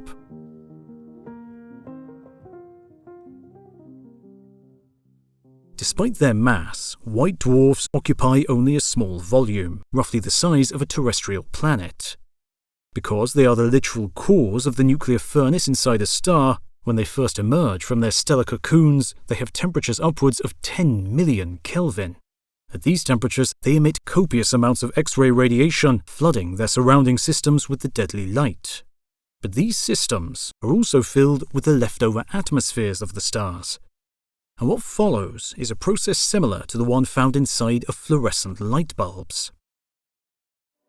The X-rays deliver energy to the gas, and some of that energy goes to increasing the energy level of the electrons.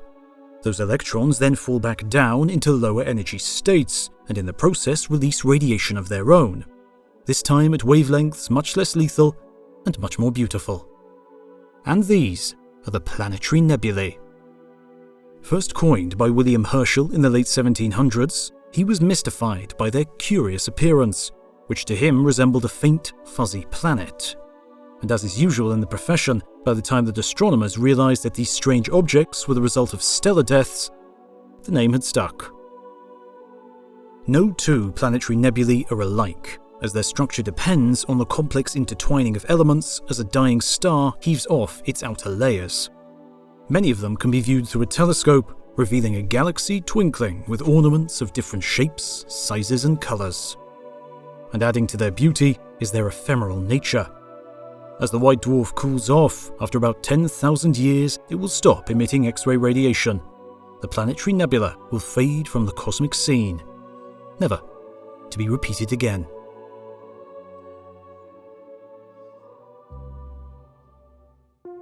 Indeed, if the white dwarf is left alone, it too will slowly cool, but because they are so hot and so compact, they are remarkably long-lived.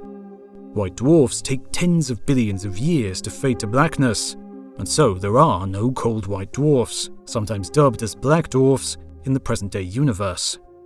There simply hasn't been enough time.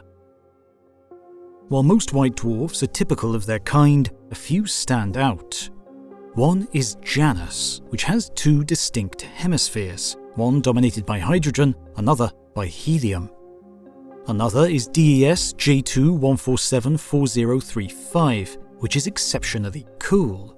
With an age of over 10 billion years, it's one of the oldest white dwarfs known, and it has a temperature of only a few thousand degrees. But if the white dwarf has a companion, it can have a much more dramatic fate.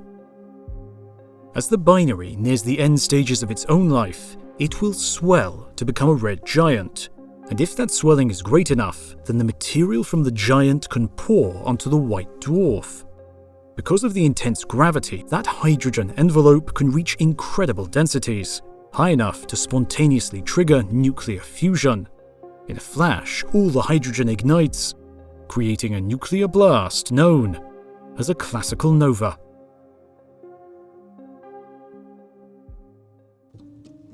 If enough hydrogen accumulates before burning off, however, catastrophe can strike. This triggers a runaway nuclear event, with a small spark of detonation racing across first the face and then the body of the entire star, ripping it apart in a single tremendous explosion. This is a particular type of supernova, an explosion capable of outshining the combined light from hundreds of billions of stars together. Indeed, a quiet galaxy like the Milky Way only fashions a handful of these kinds of supernovae every century, and since most occur far from the Earth, we should count ourselves lucky to see them at all.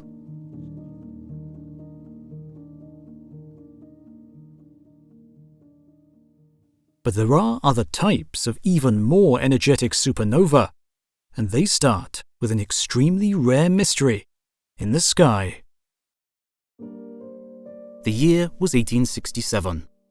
The Paris Observatory was celebrating 200 years of watching the heavens, founded as it was in 1667 during the reign of King Louis XIV.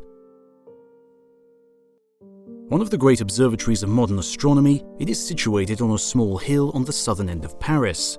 At the time of its establishment, far enough away from the hustle and bustle of the main city that it could enjoy a pristine view of the sky, and close enough to have access to the cultural and scientific elites living further in.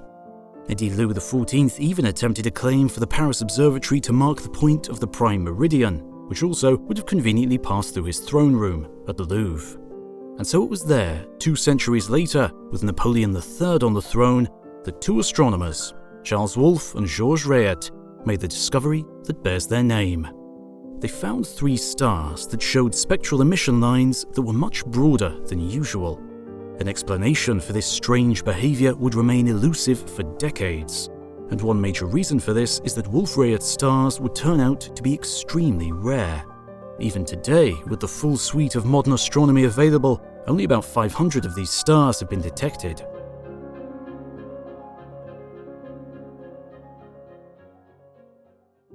And so it wasn't until nearly the 1900s that astronomers would find the truth. The spectral features were due to the presence of helium, an element discovered just a year before Wolf and Rayet's observations, and an effect known as Doppler broadening. When gas gets extremely hot, its spectral lines widen due to the erratic motion of the molecules. This implied that whatever was happening with Wolf-Rayet stars, it involved a huge amount of energy. And so it turned out that Wolf-Rayet stars are so rare because they are very, very temporary. They are massive stars nearing their final days.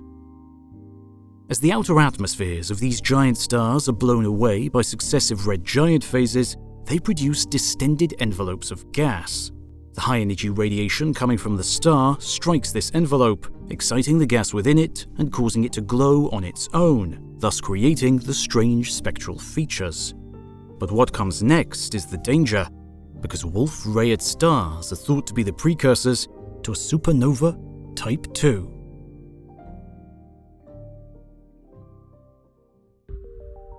Any star larger than roughly 8 times the mass of the Sun shares this grim, if spectacular, fate.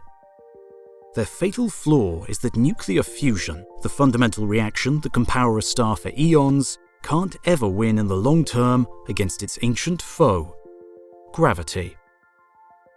Gravity is relatively weak in comparison to the other forces, but what it lacks in overall strength, it more than compensates for with patience. Quiet, incessant patience. The gravitational pull of a star's own mass is always attempting to collapse it, to shrink it into a smaller volume. Resisting that pull is the energy released from fusion, and a star can maintain that balance for millions, billions, or even trillions of years. But there is only so much fuel available in the core of a star, and once the hydrogen runs out, the star must switch to fusing helium, which is not nearly as efficient. Once the helium runs out, a massive star can instead burn carbon and oxygen, and once that runs out, it can even move on to heavier elements. But at each phase, the fusion process yields less and less energy, and so the timescales catastrophically shrink. Hydrogen burning for millions of years, helium for less than 1 million, carbon for only a few hundred years, neon for half a year, oxygen a matter of days, and silicon for only a handful of hours. And then comes iron. The crushing gravitational weight of the star pressing in, iron begins to fuse to produce heavier elements. But there is a problem. For iron fusion doesn't release energy, it absorbs it. And so with nothing left to counteract gravity, the star collapses. In only a few more seconds, the star will be dead. The pressures reach such extremes that the iron in the core converts into something strange and truly unique in the universe. The electrons are forced inside of atomic nuclei, where they merge with protons to produce neutrons. The entire core becomes a sphere only a few kilometers across, made of almost pure neutrons. The rest of the star rushes inwards towards that core at a substantial fraction of the speed of light. When it strikes, it meets a brief resistance and bounces back outwards, launching a shock wave that ripples through the remaining star's interior. But what happens next is a mystery to modern physics, despite the existence of this type of supernova being known to humanity since before the dawn of recorded history.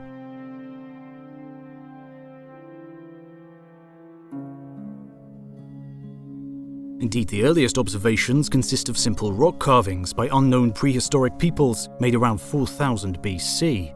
And some supernovae were so bright and persistent, cultures around the world simultaneously recorded the same event. In 1054, Chinese astronomers recorded a new guest star appearing in their sky. At the same time, half a world away, the ancestral Puebloan people of modern-day New Mexico created a pictograph denoting this special event. And today, that portion of the sky is occupied by the Crab Nebula, the remnants of that mighty explosion. But in the early 20th century, the astronomer Fritz Zwicky started to deliver answers. For millennia, cultures had observed different kinds of new stars appearing. Now, thanks to the sophistication offered by modern astronomy, he could classify them.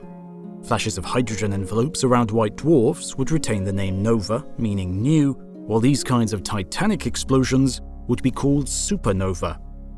When a white dwarf is completely destroyed, it's known as a Type 1a supernova. When a massive star meets the end of its life, it's a Type 2. And in 1987, a blast originating in the Large Magellanic Cloud made history when it became the first supernova to be detected not by looking up, but by looking down into a giant tank of water. The tank was the Kamiokande 2 detector, buried deep underground in the Mizumi mine in Japan, and it held over 1,000 metric tons of ultra-pure water surrounded by thousands of photodetectors, all supersensitive synthetic eyes staring incessantly at the water within. Kamiokande 2 was designed to detect neutrinos, the nearly massless particles that slip through the cracks of the cosmos. Neutrinos flood the universe. There are some several trillion passing through your body right now, but they only extremely rarely interact with the rest of matter, and so for most of human history, they went unnoticed and undetected. It takes enormous detector volumes, say 100,000 metric tons of water, to catch even a few. Nuclear reactions create neutrinos. The sun produces copious amounts of them every single day, and when the supernova in 1987 went off, it created roughly 10 to the power of 58 of them. Of course, the vast majority of those missed the Earth, and of those that hit, Kamiokande 2 and instruments like it were able to detect a grand total of 25 of them. But it was enough to confirm a picture that had been forming in the minds of physicists to explain how supernovae finish their explosions. The problem was that models showed that the shock front, produced when the stellar atmosphere bounces off the dense core, slows down and stalls, not able to deliver nearly enough energy to propel the explosion. But neutrinos may save the day. The conversion of iron into neutrons produces an absolute flood of neutrinos. In fact, over 99% of the energy released in a supernova goes into neutrino production. What we see is an immense flash of light, but a shadow in comparison. Of course, most of these neutrinos slip harmlessly out of the dying star, never to be seen again. But enough of them interact with enough of the star's material to reignite the shockwave, possibly allowing it to break through and destroy the star. Other mechanics, such as out-of-control resonant instabilities, similar to the kind that destroyed the Tacoma Narrows Bridge in 1940, might also play an important role. Whatever the exact mechanism, once the shockwave breaks out, it sweeps up material in front of it like an avalanche, taking a star's atmosphere and spreading it outwards at nearly the speed of light. Nuclear reactions in the material finally create the heavy elements that were attempted in the core mere minutes before. And so long after the star is dead and done, the remnants of its atmosphere remain as a slowly expanding and cooling nebula that eventually disperses into the interstellar medium.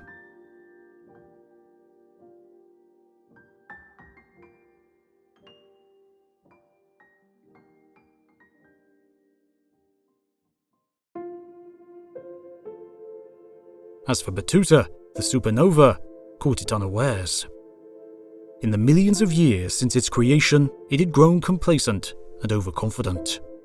It had seen it all, understood it all, knew when the universe was safe and when it was dangerous, or so it thought. It had been refueling in a long-dead binary system when a sudden burst of neutrinos and gamma rays were the only warning it had before the star split itself in two and the shockwave came racing outwards. It took Battuta over 1,000 years to repair the damage, licking its wounds in the tattered remnants of the system. Grim and determined, it decided that it had spent enough time in the galaxy, and with its arrogance blown away by the White Dwarf's companion, it was time to encounter the supermassive black hole once and for all, and to leave the Milky Way behind.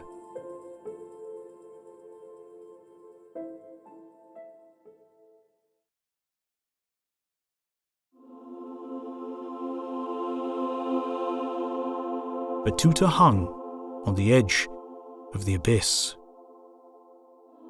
Sagittarius A star, the monster black hole at the center of the Milky Way, was dead ahead. The spacecraft had deployed telescopes spanning the entire electromagnetic spectrum, for this truly was a sight to behold.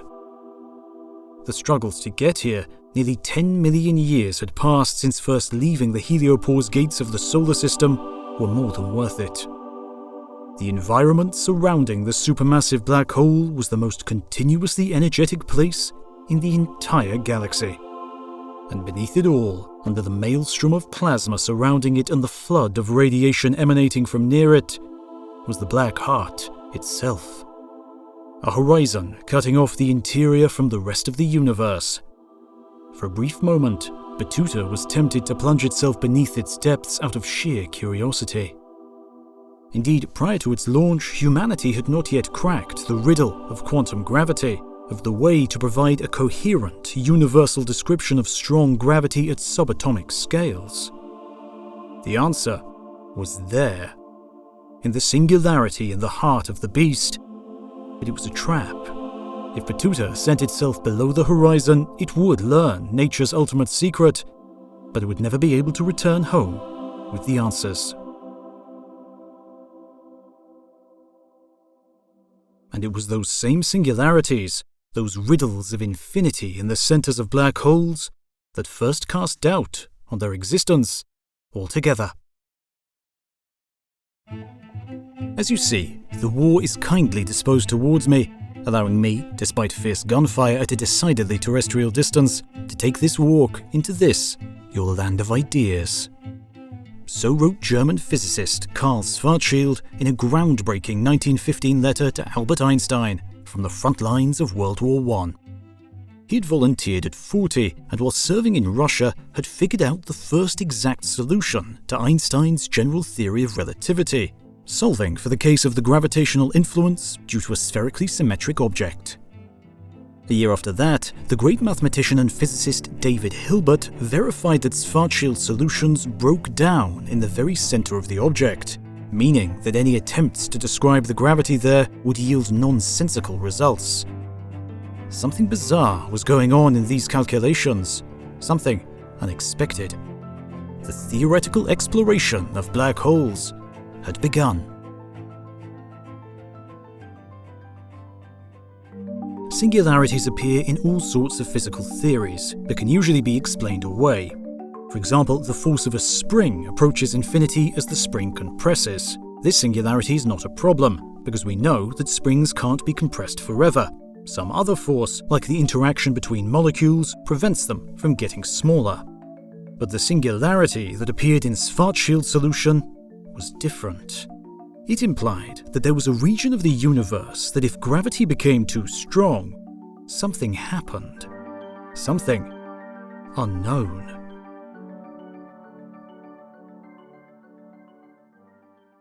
Most astronomers scoffed. Indeed, Einstein is quoted as having said, "The essential result of this investigation is a clear understanding as to why the Schwarzschild singularities do not exist in physical reality."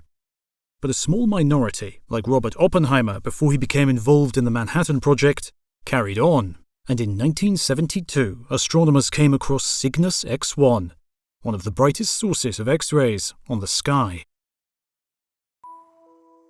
The system consisted of two objects, a large, bright star and a smaller, unseen companion.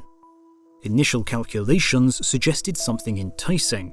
The mass and radius of the companion made it much denser than any other known astrophysical object, dense enough to be a black hole. And so in 1975, Stephen Hawking and Kip Thorne, two pioneers of black hole physics, made a bet. They had both spent much of their careers studying these hypothetical objects and had staked their professional reputation on their reality. So if black holes did not, in fact, exist, they might just be out of a job, and so they concocted the bet as a consolation prize. If black holes did not exist, then Thorne owed Hawking a 4-year subscription to the British satirical Private Eye magazine. But if they did exist, then Hawking owed Thorne a 1-year subscription to the American, slightly less satirical Penthouse. By 1988, Hawking had paid his dues to Thorne. and with the reality of black holes came the reality of gravitational singularities.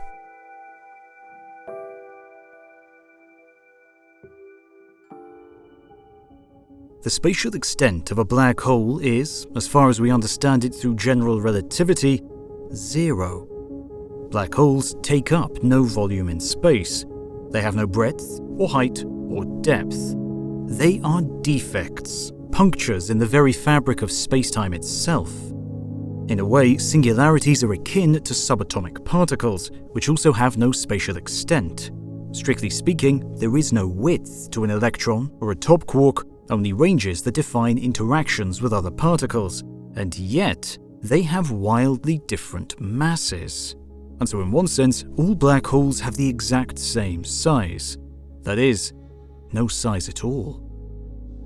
But they do have mass. They are composed of all the material that formed them and all the material that has suffered the unfortunate fate of falling too close to them. And black holes can and will eat anything. Any source of matter or energy is food. Radiation, dark matter, subatomic particles, clouds of molecules, entire stars, even other black holes. Anything that encroaches within the event horizon will never return to the outside universe and will always end up in the singularity. While black holes don't have any stronger gravity than usual, if you replaced our Sun with a black hole of equivalent mass, then planets would stay in the same orbits. Their unusually high densities allow them to rapidly funnel matter towards them. They can become incredibly efficient eating machines, only limited by the astrophysics of the surrounding material. But because black holes themselves don't interact except through gravity, there's nothing to stop them from getting larger, as long as they are continuously fed. The largest stars in the universe are only about 1,000 times larger than the smallest. The largest nebulae in galaxies follow the same pattern. But black holes are different. Black holes are the only objects in the universe that span multiple orders of magnitude. The smallest known black hole is currently GRO 165540, with a mass of 6.3 solar masses, but there is a slim possibility of far smaller. In the 1970s, Stephen Hawking hypothesized that the exotic, energetic, violent conditions of the extremely early universe could have flooded the cosmos with primordial black holes, with masses as small as an asteroid.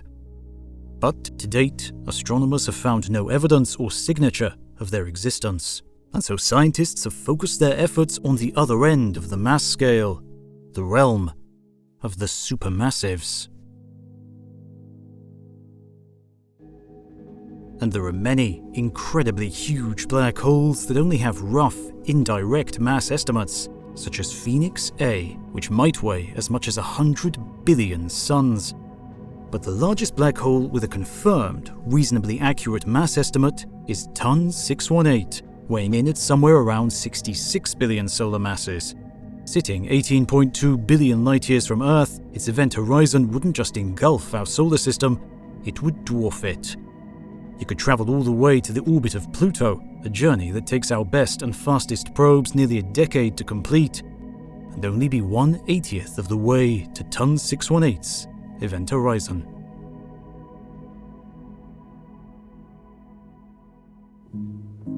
But the closest known black hole is Gaia BH1, which is only 1,560 light-years away. However, astronomers suspect that there are many other black holes closer to our solar system. The problem is that unless they are members of a binary system, they're almost invisible.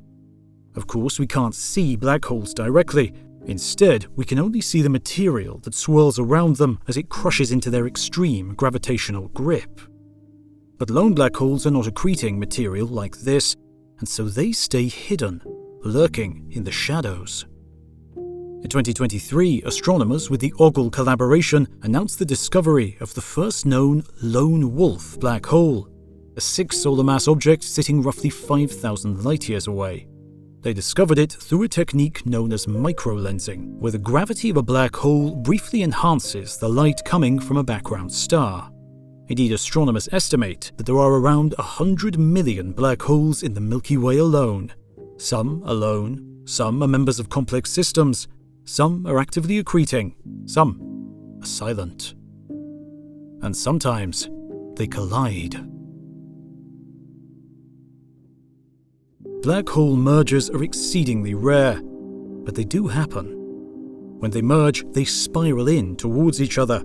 The only way for them to get closer is to lose energy, and the only way that black holes can lose energy is through the emission of gravitational waves, ripples in space itself. However, gravity is by far the weakest of the known forces, and so black holes only inch together, achingly slowly. Arguably, too slowly. Indeed, physicists do not yet understand how black holes complete their mergers in less time than the present age of the universe. Dubbed the final parsec problem, after the challenges black holes face when they try to approach within a parsec of each other, it remains one of the great unsolved mysteries in modern astronomy. But black holes, ever willing to defy our expectations, do indeed merge. And when they do, there is rarely any fireworks or flash of light, unless the black holes are entrained by a ring of gas and dust that can visibly betray the event of the collision. Instead, black hole mergers are silent, a collision painted only in midnight. Their only emissions a ferocious release of gravitational waves, entire solar masses worth of energy converted into pure gravitational radiation. But the waves quickly die down as they spread out into the universe. By the time they reach the Earth, millions of light years away, the waves are barely strong enough to nudge anything more than the width of an atomic nucleus. Indeed, even though Einstein predicted the existence of gravitational waves more than a century ago, he thought that they would forever remain undetectable. But Einstein didn't know about the existence of merging black holes, and he underestimated human ingenuity. On September the 14th, 2015, the LIGO gravitational wave experiment finally struck gold. Created using lasers and a set of mirrors, at its most sensitive, LIGO is able to measure a change in distance between those mirrors as small as 1/10,000th the width of a proton. As LIGO themselves state, this is equivalent to measuring the distance to the nearest star, some 4.2 light-years away, to an accuracy smaller than the width of a human hair. Despite this incredible precision, they were not planning on realizing their dream for several more years, if not decades. Indeed, LIGO had recently been upgraded, and they were running the experiment in a mode geared for engineering tests. But a tiny ripple ran through their detector, and several microseconds later through a sister detector on the other side of the continent. That ripple had an unmistakable fingerprint, the exact pattern matching the merger of two black holes. However, as awe-inspiring as these mergers are, they are incredibly rare. The nearest ones recorded are several 100 million light-years away. But there is another kind of black hole event that is just as destructive and powerful, and much closer to home. And this event involves not some ordinary, everyday black hole. No, these events involve only the greatest black holes in the universe, the supermassive ones.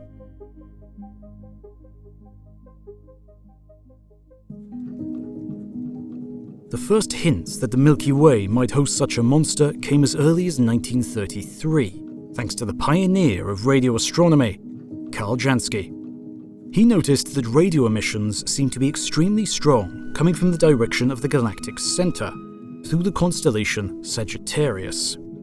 Several years later, more detailed and higher resolution observations revealed a strong source of radio emission coming from a very compact region of that sky, which radio astronomers dubbed Sagittarius A.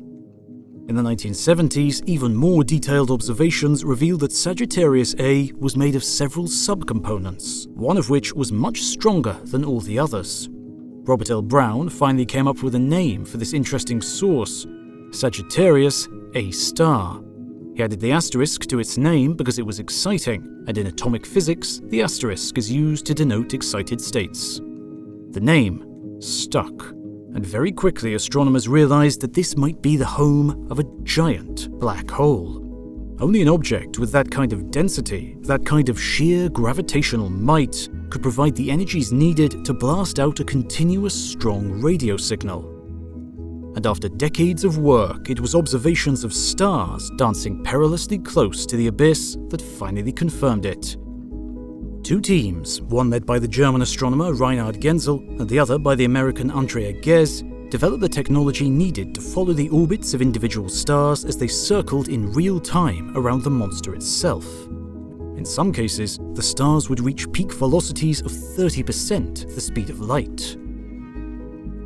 The motion of those stars was directly controlled by the mass of the central black hole, and the two teams were able to produce the first precise measurement of the mass of Sagittarius A star, just over 4 million solar masses, giving its event horizon a radius of around 44 million kilometers. That's over 30 times the width of our Sun. If we were to place Sagittarius A star in our own solar system, it would stretch to the orbit of Mercury, completely consuming it.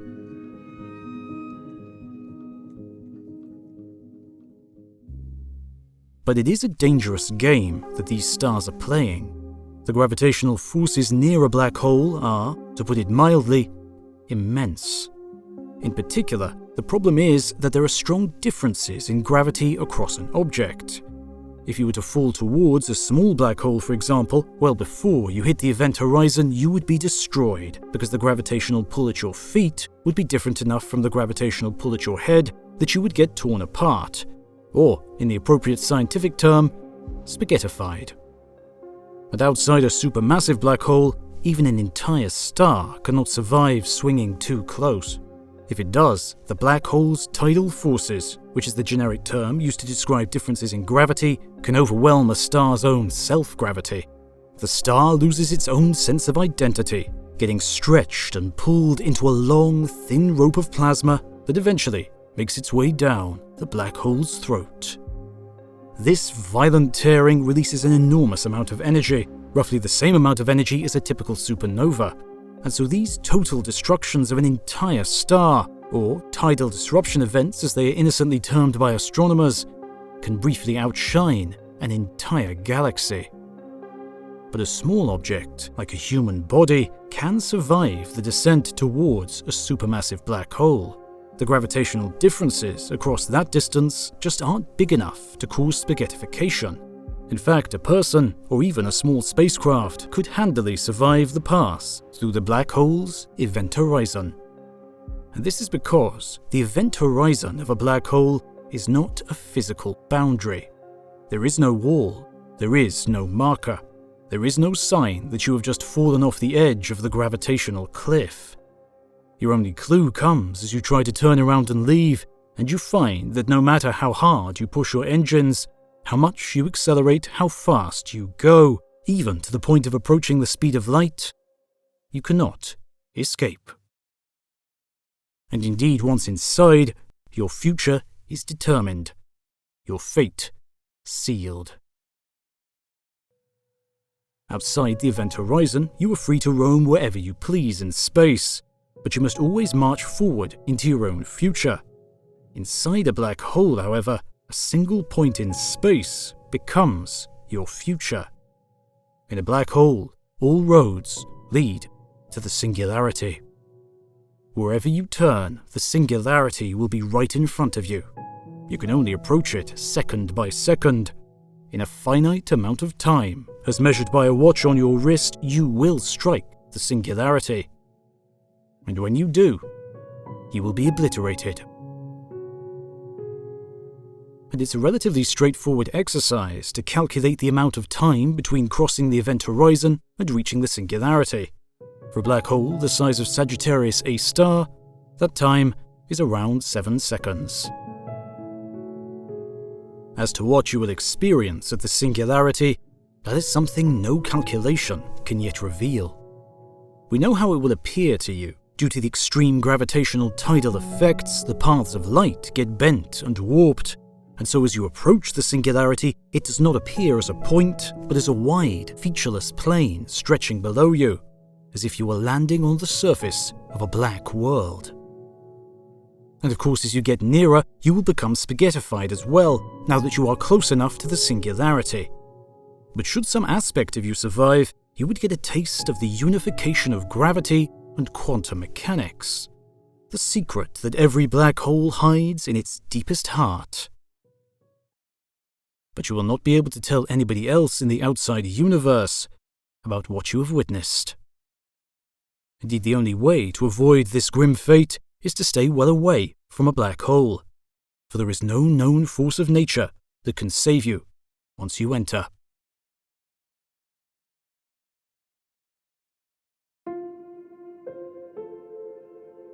And so it was a difficult maneuver to pull off, and a dangerous one, but Battuta had spent millions of years preparing.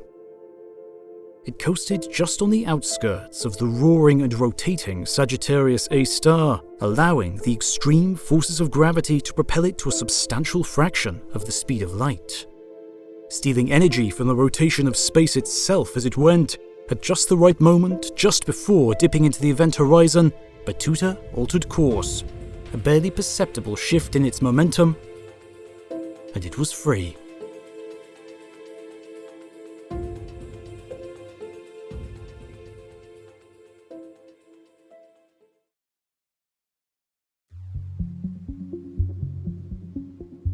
Mission Parameter 3. Find the most extreme objects and events in the universe. 40 million years of nothing. Just the grand, distant spiral of Andromeda, host of 1 trillion stars, steadily growing larger in the forward telescopes. And the Milky Way, smaller but still resplendent, shrinking behind it. Prior to leaving its home galaxy, Battuta had believed itself to be the master of time and space, accustomed to the inhumane scales that the universe operated on. But now, for the first time in its long life, Battuta felt lonely. Its sensor readings hadn't offered much distraction. Thin wisps of hydrogen and helium that bridged the 2.5 million light-year gap between the galaxies. The occasional passing cosmic ray, here and there a clump of stars to mark the presence of a dwarf satellite galaxy. This was because Battuta was swimming through a material known to astronomers as the warm, hot intergalactic medium. Its name comes from the fact that the gas has a temperature between 100,000 Kelvin, warm, and 10 million Kelvin, hot. The gas is believed to be primarily hydrogen and helium, and likely makes up almost half of the baryonic content of the universe, the other half trapped inside of galaxies. But the medium poses an extremely challenging astronomical target. It is stupendously thin and spread out over enormous volumes. This means that despite its high temperature, its overall brightness is almost insignificant, and most of our knowledge of the medium comes not from direct observations, but through computer simulations. These were scales well beyond the comprehension of its human makers, and until it undertook its voyage, Battuta itself. The universe was truly so vast it could not be grasped, only reduced to mere numbers. But now, Battuta had no such comfort. It could only wait, and wait, and wait, gliding smoothly through the near vacuum that defined the space between galaxies, observing and recording and sampling the warm-hot intergalactic medium. The only other thing that the spacecraft could count on was its founding mission: explore the galaxy and the wider universe, catalogue habitable worlds, search for extreme sources of energy, and discover a pathway to rescue humanity from its solar prison on the Earth.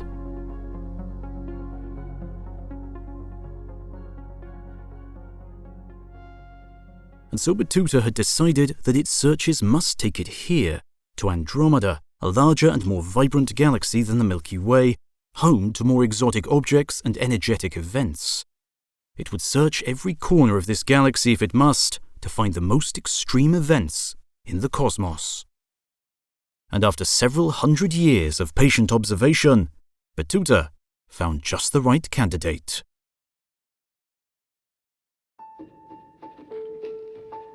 In 1967, Jocelyn Bell was neck-deep in her graduate studies at Cambridge University. Working under the supervision of Anthony Hewish, a pioneer in radio astronomy, Bell was convinced that she wasn't smart enough to stay at Cambridge and would be thrown out at any minute. But one night, poring over the data printouts from the telescope, she noticed, in her words, a bit of scruff. At first, this didn't seem unusual. The telescope frequently picked up radio interference or mysterious, undecipherable signals.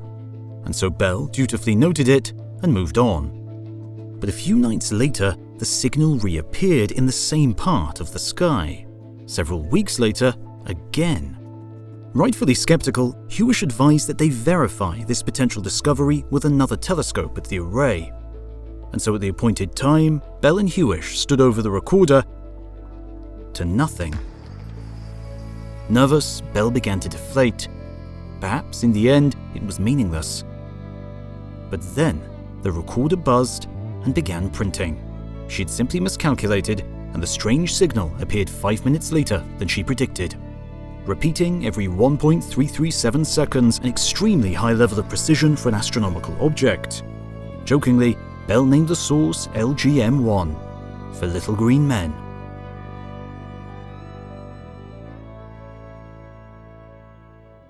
For his efforts, Hewish was awarded the Nobel Prize in Physics, while Bell, now Dame Bell Burnell, received nothing, though she would always maintain that it would demean Nobel Prizes if they were awarded to graduate students, and was more thankful that she was a pioneer for women in science. Soon enough, theorists were able to fill the gaps and provide an explanation for these pulsars. And as is often the case in astronomy, they didn't even have to invent something new.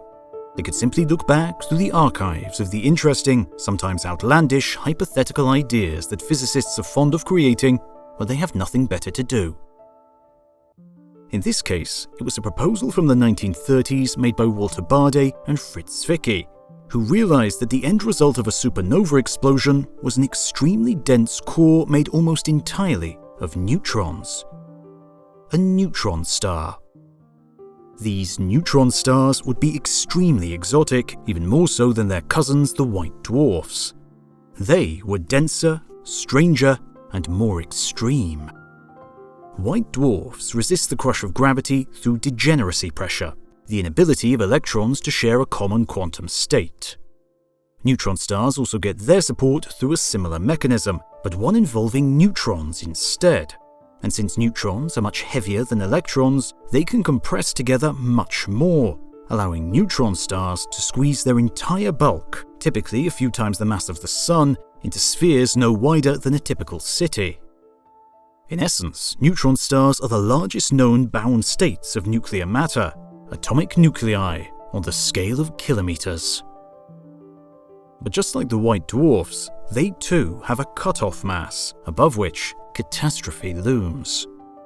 The limit for neutron stars is about 2 solar masses. Any larger than that and the neutrons simply can't support themselves and will allow gravity to win. This means that neutron stars are quite possibly the densest material possible in the entire universe, just one step away from becoming black holes.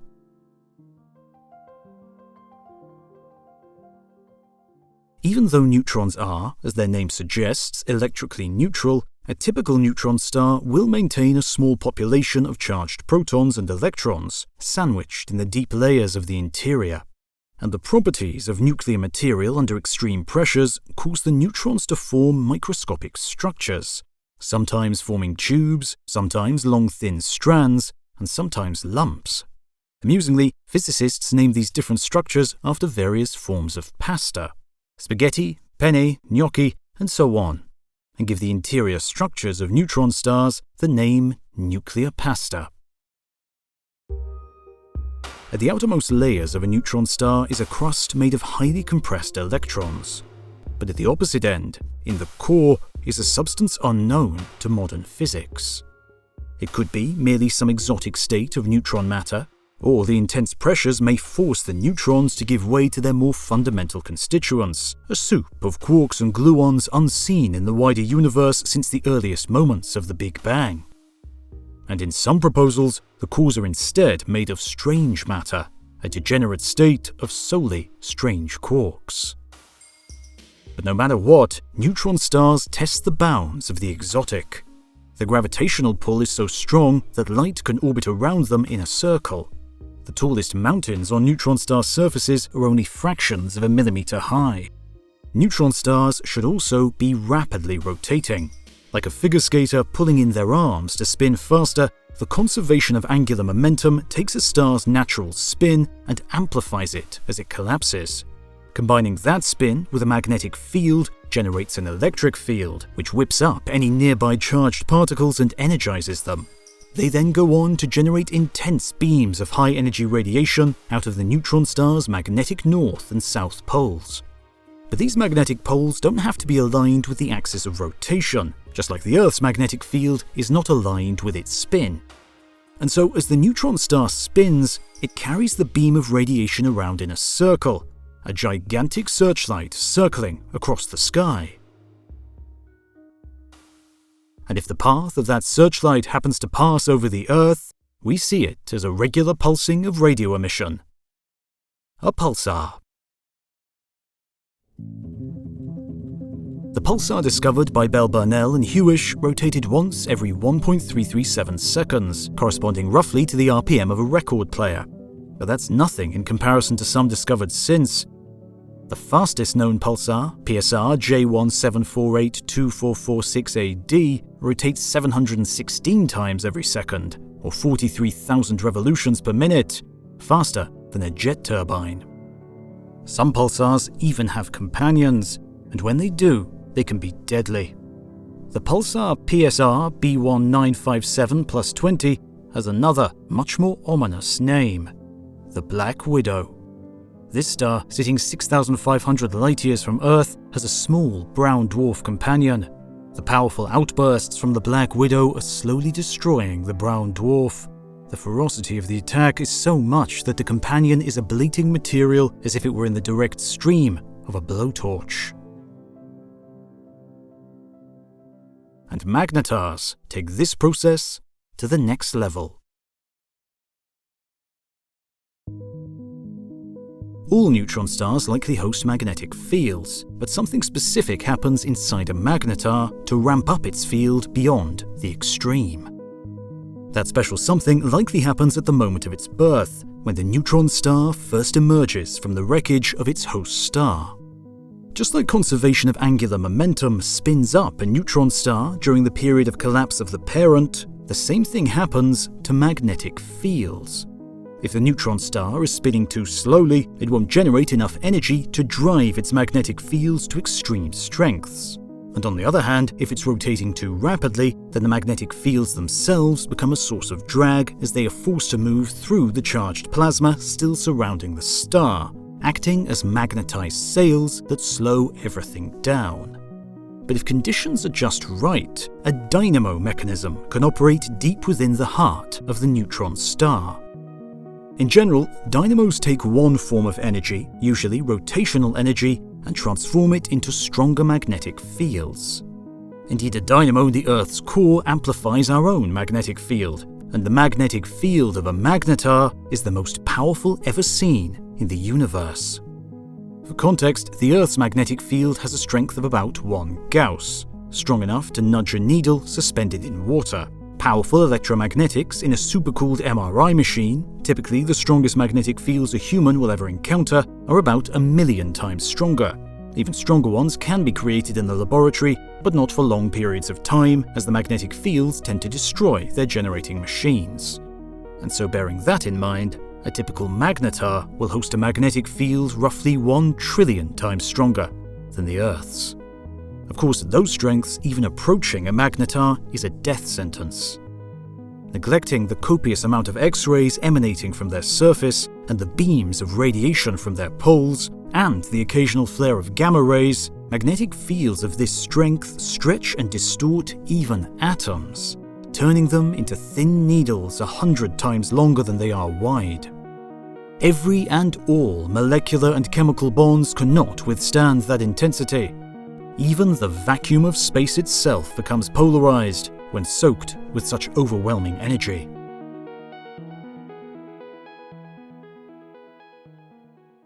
But despite their ferocity, eventually all magnetars fade away. The magnetic fields meet resistance and slow down the rotation of the neutron star until it can no longer sustain such incredible field strengths, and the star continues on its life as a normal neutron star or pulsar. Battuta was not easily impressed, considering all it had seen, but the Magnetar managed it. It was a truly awesome sight.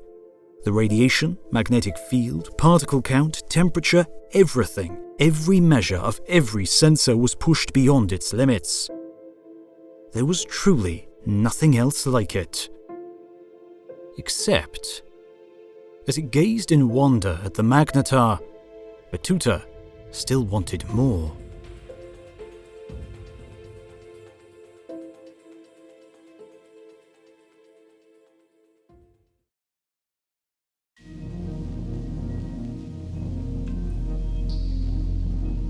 Battuta was in the most fragile state it had ever been in.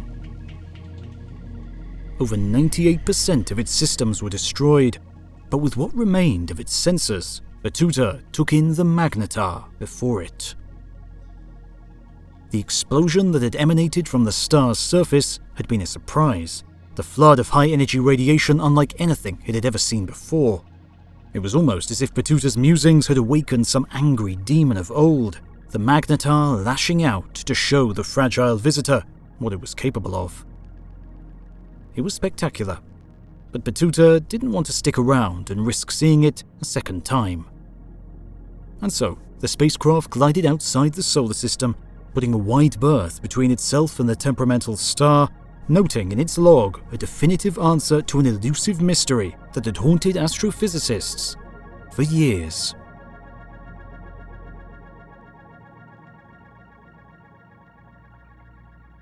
We will never know what the reactions were of the first people to discover gamma-ray bursts, because they were working in secret and they weren't looking for them. In 1963, the governments of the United States and the Soviet Union signed the historic Partial Nuclear Test Ban Treaty, which banned all overground nuclear tests. But despite the treaty, the US did not trust its negotiating partner and thought that the Soviets might launch secret missions to the far side of the moon and test their weapons there. And so in response to this potential loophole in the treaty, the United States launched the Vela satellites, a series of satellites orbiting well outside the Van Allen radiation belts that circle the Earth. There they would hunt for gamma rays, the high-energy radiation emitted during nuclear blasts, hoping to catch the Soviets red-handed. However, though the satellites never did see the signature of a nuclear weapon, on July 2nd, 1967, they did record a bright burst of gamma rays. The event was recorded but kept under wraps until a dozen more detections were made. Realizing that this represented more a scientific curiosity than a threat to the United States, Ray Kleber-Settle of Los Alamos National Laboratory finally convinced his superiors to release the information to the scientific community, in the process giving these mysterious events their equally mysterious name: gamma-ray bursts, or GRBs.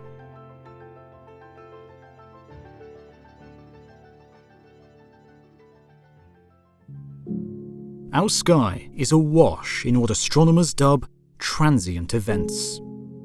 Besides the varieties of novae and supernovae, there are flares, flashes, pulses, bursts, and more all across the electromagnetic spectrum, all the way from radio to gamma rays. And these transients have been a source of wonder, fascination, and fear for millennia, well before humanity understood their exact origins. Besides the guest stars and other nova that astronomers dutifully noted in their chronicles, there were some stars that appeared to change with regularity. One of those is Mira, a red giant star in the constellation Cetus. Its name has the same root as miracle, and it was so named by astronomer Johannes Hevelius in 1662 due to its astonishing behavior. Every 11 months, it would change in brightness, a fact that appears to have been known to Chinese, Babylonian, and Greek astronomers going back to antiquity. And this is because Mira is a star teetering on the brink of extinction. It's a large star, larger than the Sun, that is fusing helium in its core.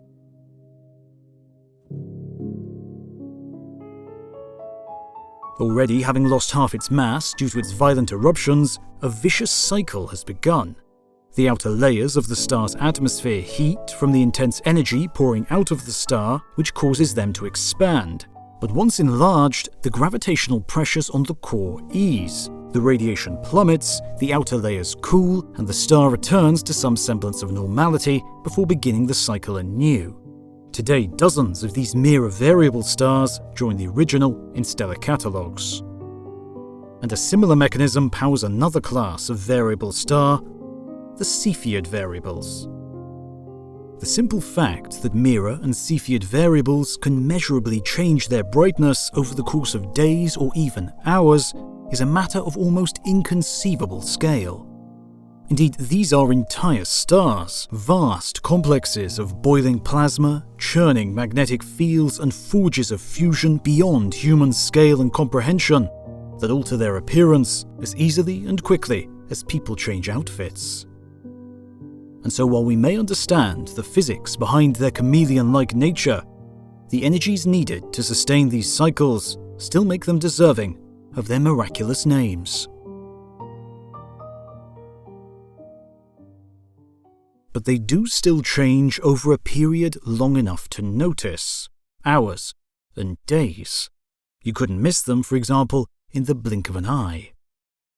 For something that quick, we have to turn our attention to the true transience of the universe, the rare events in the extreme ends of the electromagnetic spectrum, the flashes and bursts that come and go in a second, brief blips on a detector the only sign that something awful and violent has happened in the distant night sky. And so perhaps unsurprisingly, astronomers didn't even notice the first fast radio burst, or FRB, when it hit the Australian Parkes Observatory in 2001. Instead, it wasn't discovered until years later, when Duncan Lorimer and his student David Narkowitz spotted it in archives of pulsar data. Only 3 milliseconds long, it came from roughly the direction of the small Magellanic Cloud. Since then, astronomers have managed to capture only 24 more of these events, ranging in duration from only a millisecond to over 3 seconds long.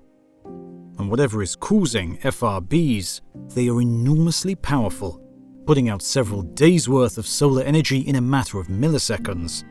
Yet at the same time, they must be both rare and distant, since only our most sensitive radio telescopes are capable of detecting them. While astronomers still don't fully understand the origins of FRBs, a discovery in 2020 helped give them a major clue. Until then, all FRBs had originated far outside the Milky Way, which made their identification that much harder. But on April the 27th of that year, the Neil Gehrels Swift Observatory sent out an automated announcement that a storm of X-rays had just emanated from a known stellar remnant hiding in a distant corner of the Milky Way. That stellar remnant could have been a white dwarf, a neutron star, or even a black hole. They are all known to emit occasional X-ray flares. But this remnant was also known to emit gamma rays on a regular basis, something that astronomers suspect only neutron stars are capable of doing. Another clue came the next day, when the Canadian Hydrogen Intensity Mapping Experiment reported 2 bright FRBs coming from that same location. And over the next several days, a fleet of radio telescopes and X-ray observatories monitored several flares emanating from the source. And a picture began to emerge.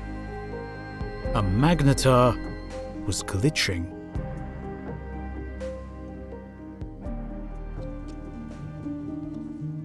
Magnetars, like all pulsars, spin with incredibly precise timings, only slightly less accurate than atomic clocks. Indeed, the timings are so precise that they can be used for galactic navigation and wayfinding, as the famous plaque on the Pioneer probes show. Any civilization with a love for astronomy will eventually discover pulsars and measure the same rotation rate. That precision serves like a beacon. Everybody in the galaxy can agree about which pulsar you're talking about because it's so unique and so regular. But occasionally, the pulsars malfunction. Something in the crust shifts, like a titanic starquake as the ultra-dense electrons rearrange themselves, or some instability surfaces from within the complex and mysterious core. Whatever happens, pulsars can glitch, causing a sudden and abrupt shift in their rotation period. And the same thing can happen to magnetars. But when they do, that rapid glitch triggers a cascade in the magnetic field that ripples out in the form of a burst of emission across the electromagnetic spectrum, dumping a sun's worth of energy into space in the blink of an eye.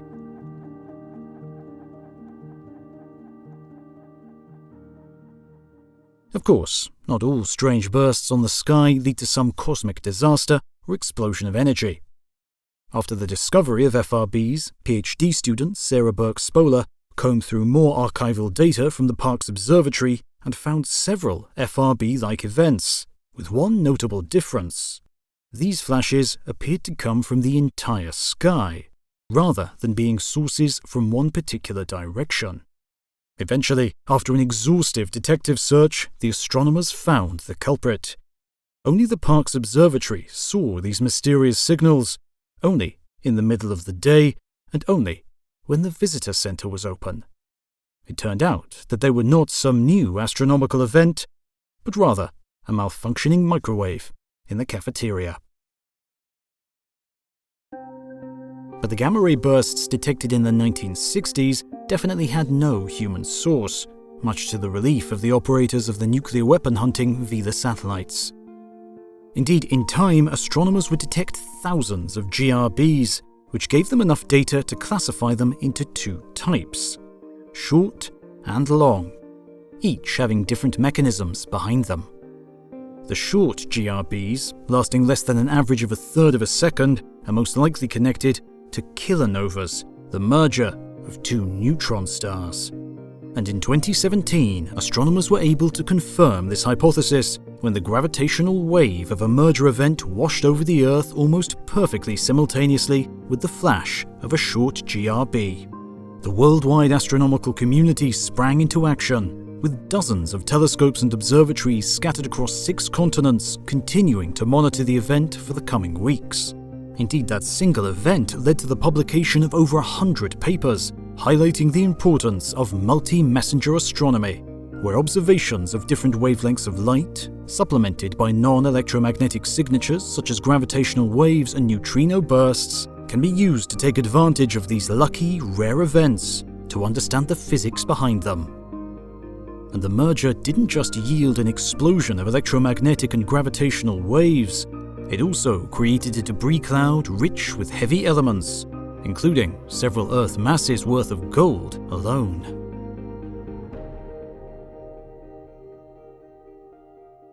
The long GRBs, however, which span from a couple of seconds to several hours in duration, remain a much more beguiling mystery.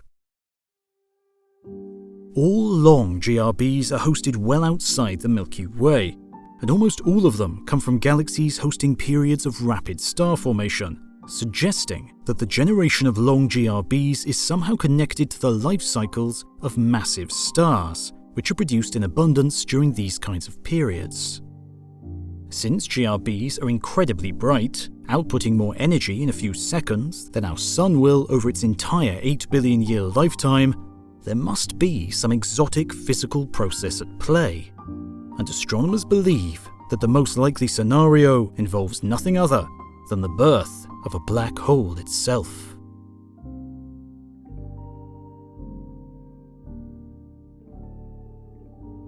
At the end of a massive star's life, its core compresses and forms a neutron star, with the entire weight of the surrounding crashing in at up to half the speed of light. As we've seen, sometimes the core survives the onslaught and goes on to become a pulsar or even a magnetar. But sometimes, it's just too much. Sometimes, gravity wins, pulling everything inwards towards infinity, creating a black hole. That newborn black hole is surrounded by the corpse of the star that created it. Some of that material succumbs to the almighty gravitational pull of the black hole, falling back towards it.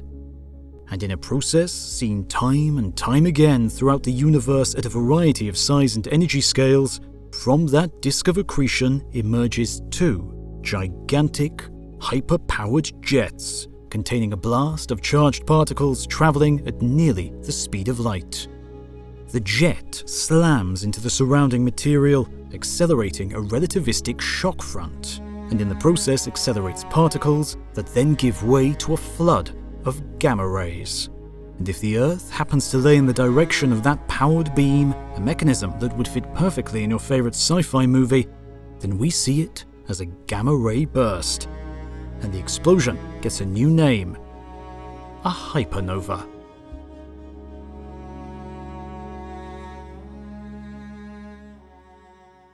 As compelling as this story is, it does have its holes. Nobody fully understands the complex physics at play, and so there is another candidate, another potential source of GRBs, especially the ultra-long ones that hold for several hours before finally fading. These are an entirely different kind of beast, the result of the deaths of the most massive stars in the universe, stars weighing at least 130 times the mass of the Sun. All stars produce radiation in their cores as a result of nuclear reactions. The radiation then flies outwards, inflating the star and preventing its collapse through gravity. This balancing act can last for up to trillions of years in the smallest of stars. But in the very largest stars, the radiation takes the form of energetic gamma rays. Normally this is no problem, but extremely energetic gamma rays can spontaneously split into pairs of electrons and positrons. These particles aren't nearly as good at providing a source of resistance against gravity, but in a supergiant star, a new equilibrium takes hold. The fusion reactions create gamma rays, the gamma rays split into electron-positron pairs, then those pairs find each other and annihilate, converting themselves back into gamma rays, which then go on to keep the star supported. But towards the end of a superstar's life, it starts to produce an excess of gamma rays. These gamma rays convert themselves into particles, but not enough particles find each other to reform into gamma rays. And without even noticing, the star dies. The gravitational rush is so intense that it obliterates the core entirely, releasing all of its pent-up energy in a single flash. The star explodes as a superluminous supernova up to 10 times more powerful than any other explosion, flooding the wider universe with gamma rays and record-breaking charged particles.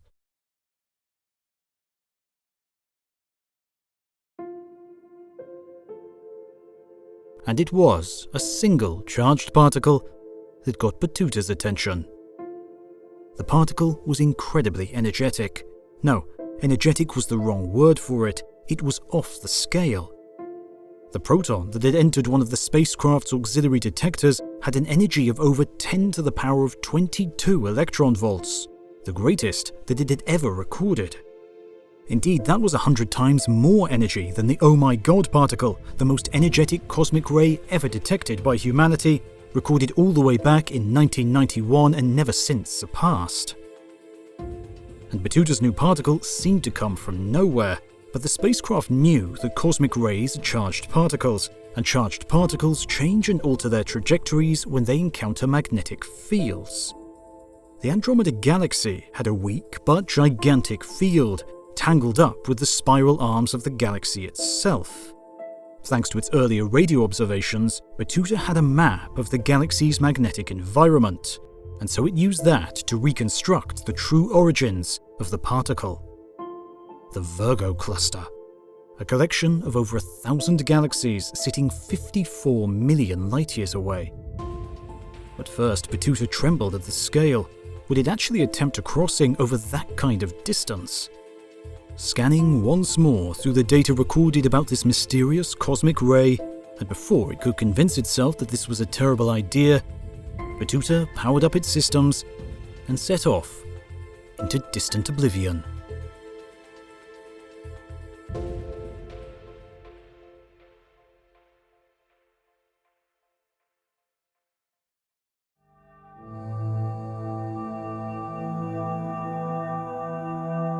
$500 million years. 500 million silent, lonely years. Battuta almost didn't make it. Its energy reserves were already dangerously low before it reached the outermost edges of the Virgo cluster. Luckily, however, the cluster environment was filled with a hot, thin, diffuse gas, barely more noticeable than the surrounding emptiness, but just enough to sip on and continue the journey onwards. A journey that would take another few million years to cross towards its target, Messier 87, one of the largest galaxies in this neighborhood of the universe. And Battuta had thought many times about the curious origins of that name, Messier 87, in the time it took to voyage from Andromeda.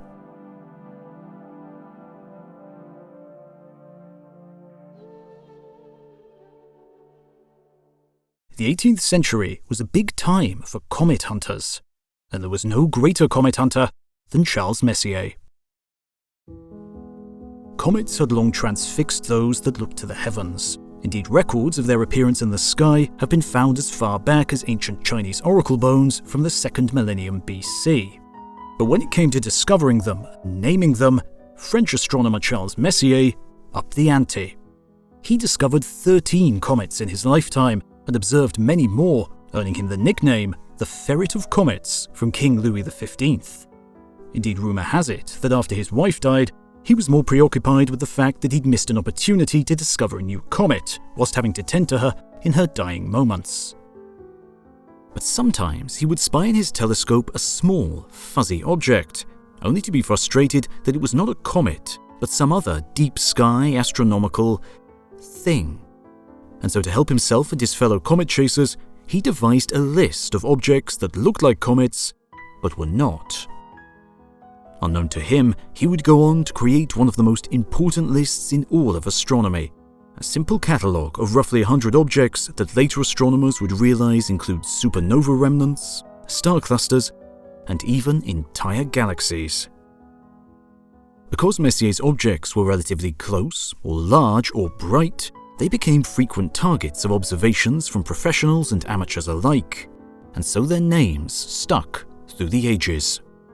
And this list included Battuta's target, Messier 87, a hulking beast of a galaxy, home to several trillion stars and a supermassive black hole that could fit the entire solar system within its event horizon.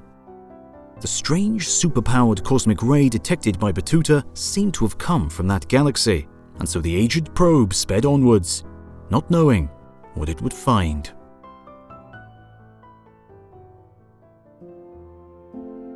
After astronomer Edwin Hubble's revelation that the Andromeda Nebula was in fact an entirely different galaxy sitting millions of light years away from us, teams of astronomers were quick to map out our local universe, every year pushing back the boundaries of the known cosmos, finding new galaxies, groups and clusters in the visible spectrum everywhere they looked.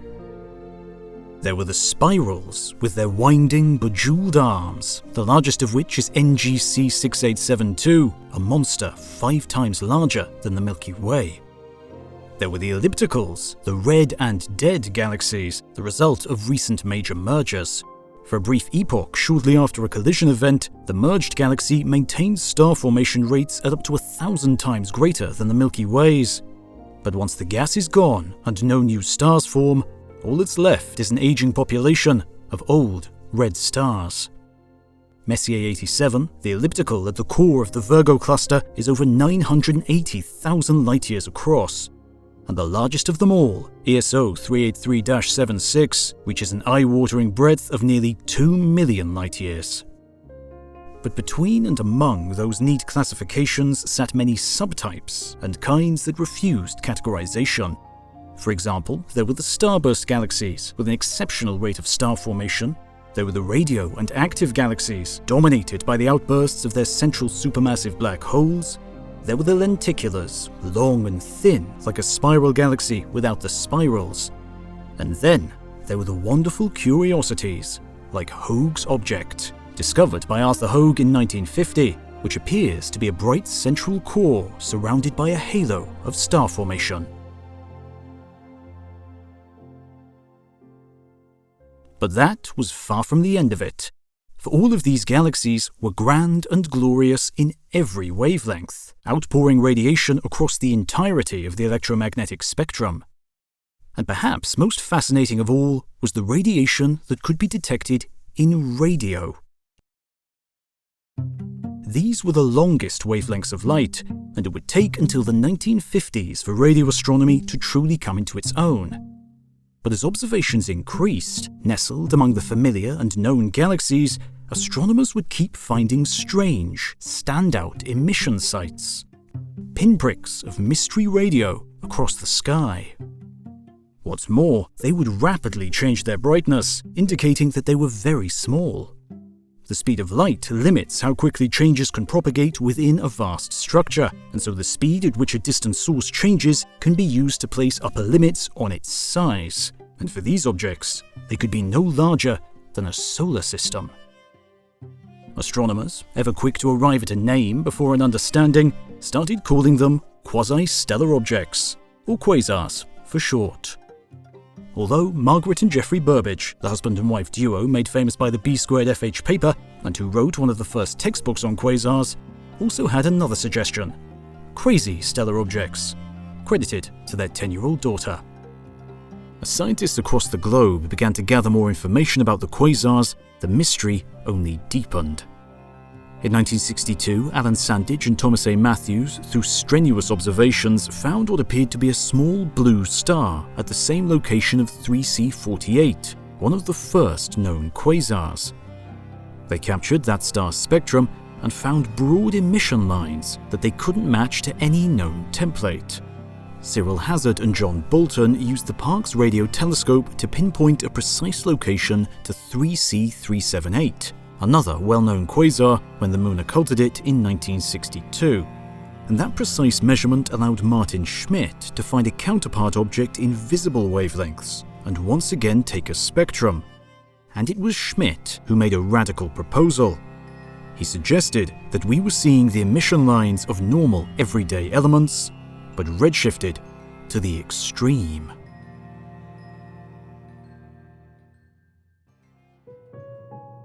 We live in an expanding universe, with every galaxy, on average, moving away from every other galaxy. The more distant a galaxy is from us, the more quickly it appears to be receding, simply because there is more expanding space between us. Indeed, by the 1960s, astronomers had grown used to this concept, and the idea of redshift was far from new. But the kind of extreme redshift required to explain a quasar certainly was. Richard Feynman sums up the reaction from the scientific community in an interview from 1973. In the present physical laws, there doesn't seem to be any place for such a redshift. Every piece of evidence is the same problem. Each one makes a new problem. If there were any cause for a redshift as big as that, other than recession, we would be all right. For not only did that kind of redshift imply a tremendous distance to the quasars, upwards of hundreds of millions of light years, it also implied that the quasars were uniquely powerful. They were supposed to be relatively small objects, no bigger than a solar system, and yet they output such tremendous energies and volumes of light that they could still be seen from the other side of the universe. What could possibly power such monstrosities? Eventually, two brave astronomers, the Austrian Edward Salpeter and the Russian Yakov Zeldovich, put forward a radical proposal in the face of fierce, even ridiculing opposition: that quasars were powered by enormous black holes.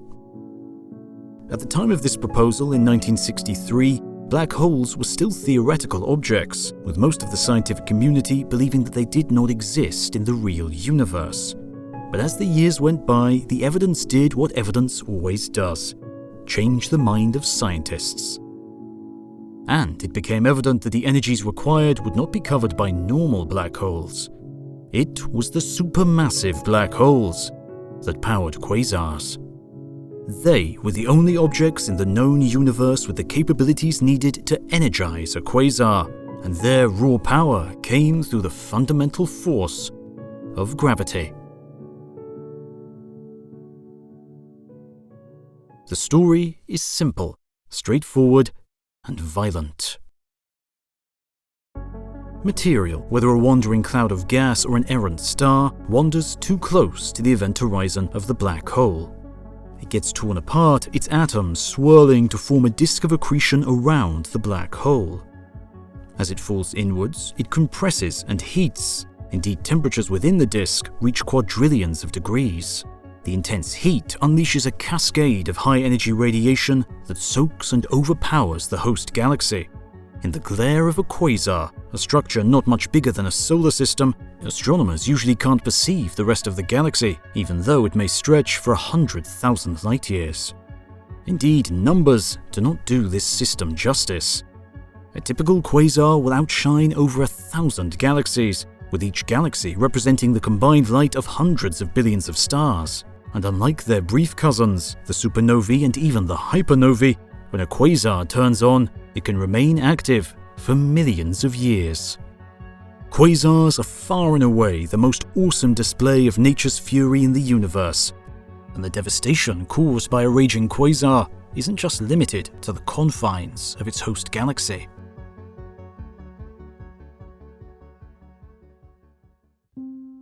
When 22-year-old college student Grote Rubio was rejected for a role in the pioneering radio company Bell Laboratories in 1933, he didn't let the setback get him down. Instead, he took it upon himself to build a radio telescope from scratch in his own back garden. Completed in 1937, Rubio would go on to operate as the world's only radio astronomer for the best part of a decade. And not long after setting up his telescope, he discovered a particularly strong source of radio emission in the Cygnus constellation, and so duly named it Cygnus A. But with modern, high-resolution radio interferometers, the source reveals itself to be one of the strangest objects on the sky. A small central dot with two massive jets coming out in opposite directions, with gigantic lobes of radio emission perched precariously at the tips. The swirling maelstrom of plasma surrounding the black hole can funnel some material right around the edge of the event horizon, getting a boost from being dragged by the space-time itself.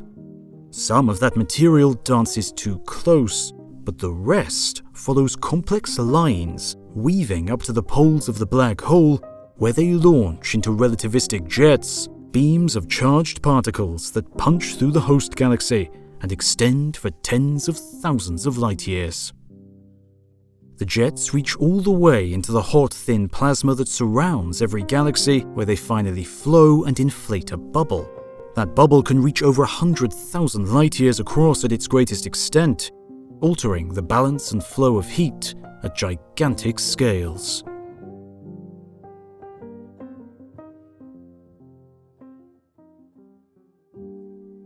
For decades, astronomers discovered and categorized a variety of high-powered galaxies in the distant universe. Some were quasars, some were blazars, some were called Seyfert galaxies or liners, or simple radio galaxies. Today, most astronomers believe that in almost all cases we're looking at the same kind of object, known as an active galactic nucleus, or AGN. Sometimes we see the intensely bright core. Sometimes the quasar is relatively quiet, sometimes we are looking through a ring of dust that surrounds the active complex, and sometimes we are looking right down the barrel of the jet. But no matter what, these active galaxies power themselves from a feeding supermassive black hole.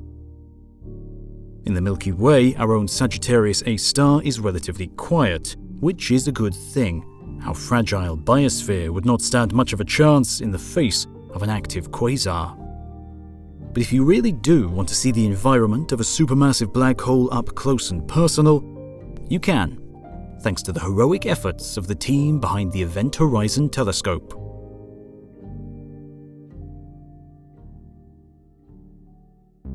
Using a network of radio telescopes scattered across the globe, including in Antarctica, the team cleverly combined the information from all the instruments, turning them into a super telescope the width of the entire Earth.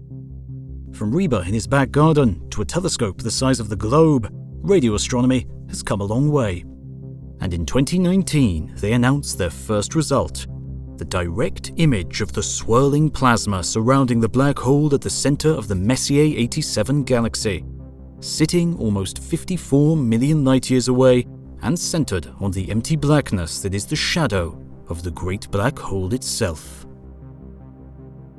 Because of their extreme luminosity, quasars regularly count amongst the most distant objects known to astronomy. The current record holder is UHZ-1, discovered by a team led by Daniel Whalen at the University of Portsmouth.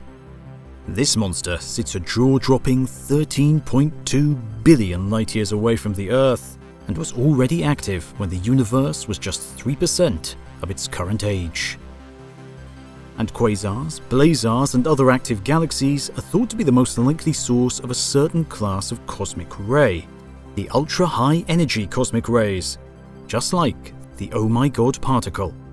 Indeed, it's an easy connection to make. While the OMG particle's total energy doesn't seem all that much on paper, roughly the same amount of kinetic energy as a relatively fast baseball, when compressed down to a single proton, that translates to a speed in excess of a septillionth the speed of light. What else but a quasar could be responsible for that kind of energy? Unfortunately, while this idea is plausible, there is one issue. All known active galactic nuclei are incredibly far away. Indeed, the nearest known active galaxy is Markarian 231, which sits about 581 million light-years away.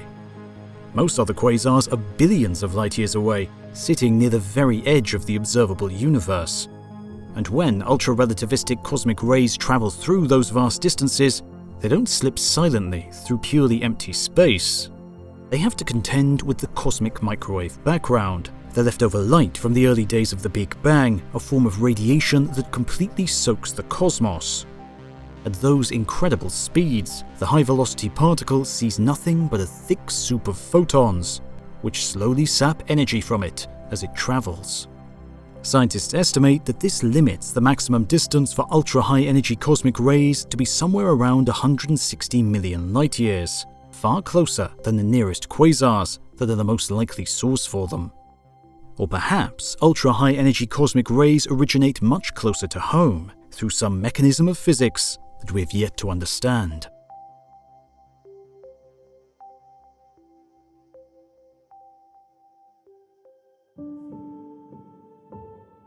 Battuta spent nearly 100 million years combing through Messier 87, searching in vain for the source of the mysterious ultra-high-energy cosmic ray. It was bordering on giving up hope and returning to Earth. After all, it had accumulated much wisdom through the ages, and surely humanity would find something of value in what the spacecraft had discovered already. But before it set off, one of its remote sensors, placed on an artificial observatory several hundred light-years away, sent a high-status alert message. A signal had slipped through the semi-sentient layers of filters, a signal that the remote observatory could not decipher and could not match to any known astrophysical template.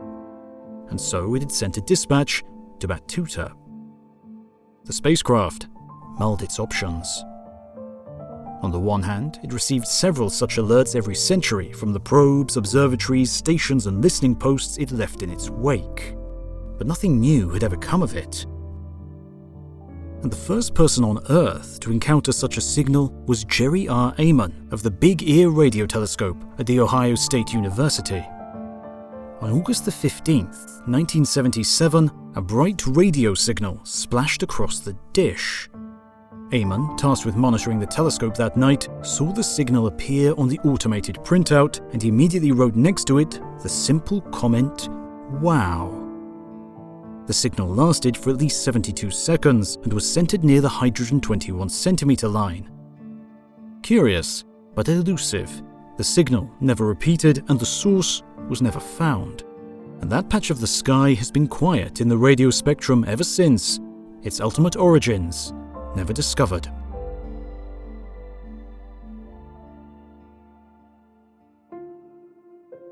Battuta's wide network of observatories had given it similar wow signals, but in time the spacecraft had learned to ignore them.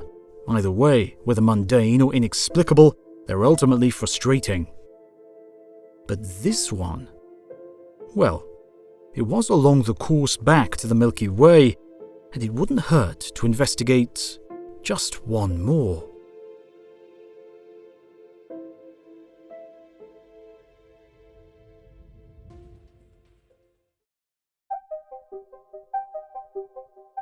Mission Parameter 4: Discover new physics and find salvation for humanity. It took several millennia to pinpoint the source of the strange signal and navigate to it, several centuries to establish a response, a few years of fine-tuning, a handful of months to build the necessary protocols, a few days of high-powered information exchange, and an eternity to process what had just happened. Battuta was not alone. Its counterpart, the sleek spacecraft whose name could not be rendered in any human-derived dialect, had noticed Battuta's activities in the Messier 87 galaxy and spent the better part of a millennium designing a signaling device to reach it.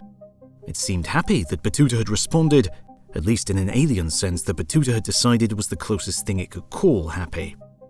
The alien spacecraft had been sent long ago on a mission similar to Battuta's, but it appeared that it had failed. The sun that its creators called home had died long ago, and by the time the alien spacecraft had returned to its origins, there was nothing left but ash and ruin. And so the probe had wandered the depths, weaving its own lonely destiny among the stars. Battuta was the 6th spacecraft that the alien had encountered on its long voyages, and after downloading its data, Battuta spent several years processing and analyzing the newly acquired information, and accumulated wisdom from a network of robotic, sentient spacecraft. And in that tangled mess of information, like a diamond glittering in a deep dark cave, Battuta found a clue. But, unfortunately, that deep dark cave that contained the clue was a cosmic void.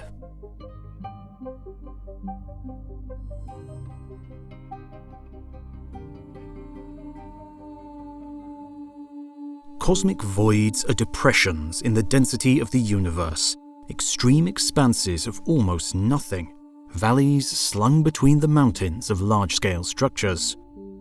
But in their depths, they are well and truly empty. No galaxies, no stars, no hydrogen, no helium, no dark matter. Without the aid of high-powered telescopes, a person deep within these voids looking out would see nothing more than a cold, empty, dark, and lonely universe. Indeed, when Laird Thompson and Stephen Gregory first discovered cosmic voids in 1978, the scientific community didn't believe what they were seeing, which was nothing. Though to be fair, at the time, the arguments against the existence of voids were very persuasive. Astronomers were used to mapping and surveying the heavens, finding distant galaxies galore. They had discovered clusters, like the Great Coma Cluster, relatively dense collections of thousands of galaxies or more. They'd even begun to discover the first hints of superclusters, strings of clusters in the sky that appeared to be the largest objects in the universe. Indeed, it was just such a mapping of a supercluster that Thompson and Gregory had intended to do. But when they completed their survey, creating a crude map of galaxies over an enormous volume of the universe, a span so large that entire galaxies were nothing more than mere dots, there was a gigantic gap in the middle. Other astronomers argued that perhaps the survey designed by the pair was simply incomplete, that there were more galaxies to be found in the void that they had missed. In time, however, and with enough evidence, the rest of the astronomical community would come around and accept the cosmic voids, the vast expanses of almost nothing that dominate the volume of the universe. And it was the discovery of the cosmic voids, twinned with better understanding of the adjacent superclusters, that gave rise to the modern picture of the growth and evolution of the largest structures in the universe. But that growth arises from a seeming paradox. In the early 1900s, astronomers believed the universe to be static at large scales. Of course, ever since the revolution of Copernicus and Newton, they'd accepted the fact that objects within the universe were dynamic and changing. Planets orbited, stars exploded, galaxies spun. But at the very largest scales, those of the cosmos itself, it was fixed in both time and space. But as Einstein developed his general theory of relativity in the early 20th century, he cautiously applied his first formulations of this new theory of gravity to the evolution of the cosmos. However, when Einstein peeked inside his own equations, he was unnerved. General relativity stated flatly that the universe was dynamic and evolving. And so he added a fix to the equations, a cosmological constant that maintained a static universe, and moved on to other work. And this meant that it would take a quartet of other scientists working semi-independently to fully embrace the implications of general relativity in terms of the entire universe. The Russian Alexander Friedmann, the Belgian Georges Lemaitre, the American Howard Robertson, and the Brit Arthur Walker. Today, this modern cosmological framework is casually known as the Big Bang model, but more formally as the FLRW model, in their honour.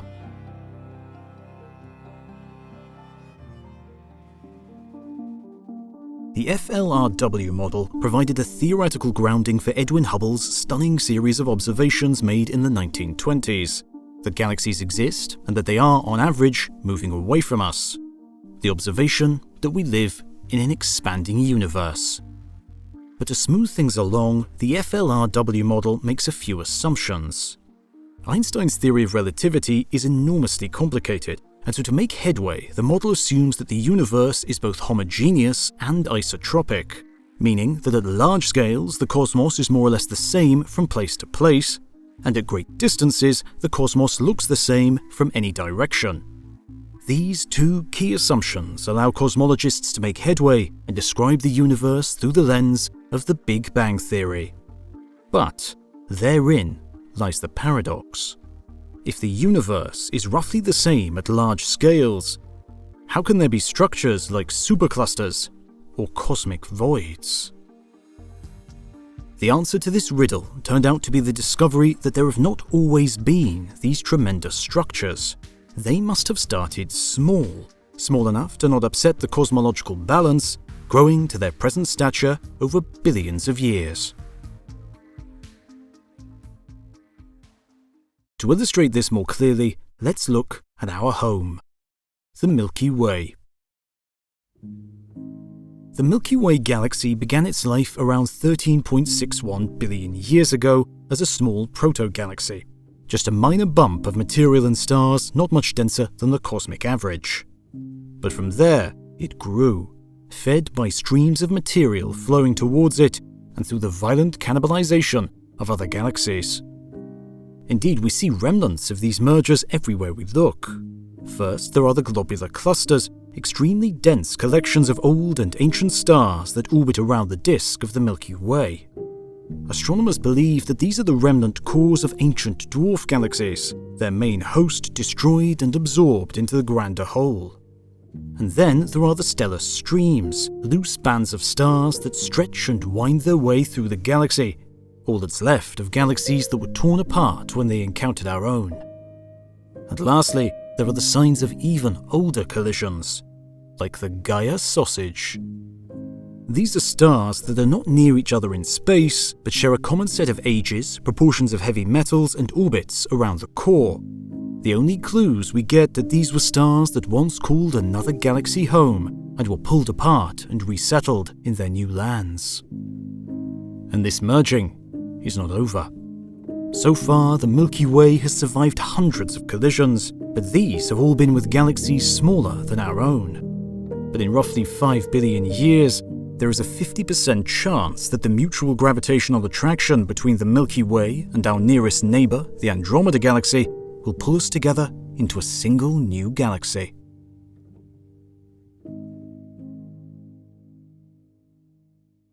This same process of gravitational attraction, capture and merger has played out for billions of years across the cosmos, building ever larger structures as time goes on.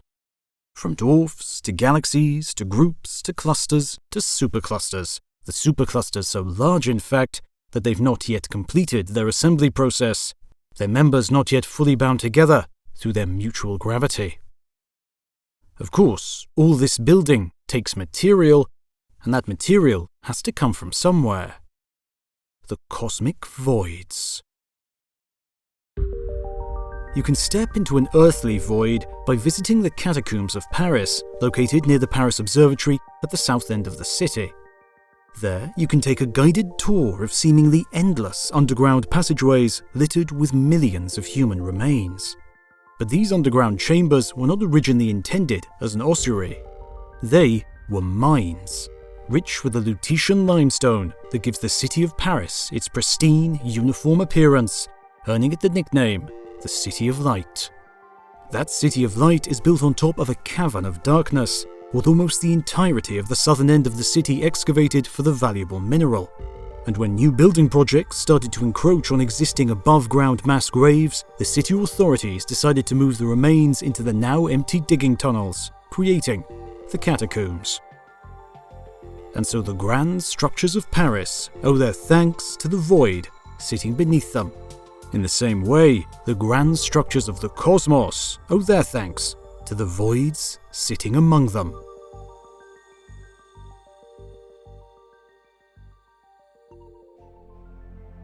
The void started as small pinpricks, an inconvenient absence here and there, eventually morphing into the incredible stretches of deserts they are today. Indeed, by volume, most of the universe is void. The nearest void to the Milky Way is called, appropriately enough, the local void. Discovered in 1987 by Brent Tully and Richard Fisher, the local void is at minimum 150 million light-years across, and possibly several times larger. In cosmological terms, our galaxy, along with almost every other galaxy in the entire universe, sits at the cusp of one of these voids. The local void sits at the edge of the local group, a 10 million light-year wide arrangement of galaxies in a roughly dumbbell shape, with the Milky Way and its satellites at one end, and Andromeda and its retinue as the counterweight. Surrounding the local group is a ring of 12 large galaxies spanning 25 million light-years across, the so-called Council of Giants. Together with some other collections and groups of galaxies, we form the local sheet, a network of structure spanning one side of the local void. The nearest cluster to us is the Virgo cluster, which hosts several thousand galaxies in a span only a few million light-years across. And the Virgo cluster is itself the centerpiece of a supercluster, a ragged collection of galaxies and groups, including the local group, all headed inwards towards it, a construction process set in motion eons ago that continues to the present day. But this Virgo supercluster is but one branch of four of a much larger supercluster, named Laniakea, a Hawaiian word roughly translating to immeasurable heaven. And Laniakea is truly immense. It contains over 500 distinct groups and clusters and over 100,000 individual galaxies, all spanning a volume stretching 500 million light-years on a side. But that is still not the end. Like a network of interconnected cities, Laniakea is just one part of a much larger structure. Beyond Laniakea sits the Shapley supercluster, and on the other side of the sky sits the Perseus-Pisces supercluster, the Draco-Hercules, the Corona Borealis, and more. A monumental lattice of connected superclusters, with the clusters acting as nodes, and grand walls, sheets and filaments, the highways bridging them, all spanning the entire observable universe to form one single object, the cosmic web, the largest pattern found in nature. And between and among all of those grand, beautiful structures are the voids. Some of them are comparable in size to the local void, like the Taurus void or Pegasus void, but many of them dwarf them. There's also the Boötes void, which sits at the far end of the Shapley supercluster, with another wall at the Hercules supercluster, separating it from the northern supervoid. The Boötes void's nearest edge sits roughly 500 million light-years away, and it's at least 330 million light-years wide, and possibly larger. And it is also one of the deepest voids known. Voids, like deserts, do contain the occasional oasis, a small dwarf galaxy or thin wisp of filament floating through the darkness. But the Boötes void is different. it contains only 60 known galaxies within its incredible expanse. Beyond these voids lie thousands more, mapped and catalogued with our most advanced digital surveys, like the Sloan Digital Sky Survey and the Dark Energy Survey. And there are more yet to be known. Even with all of our advancements, all of our sophistication, all of our efforts, we have mapped less than 1% of the volume of the observable universe.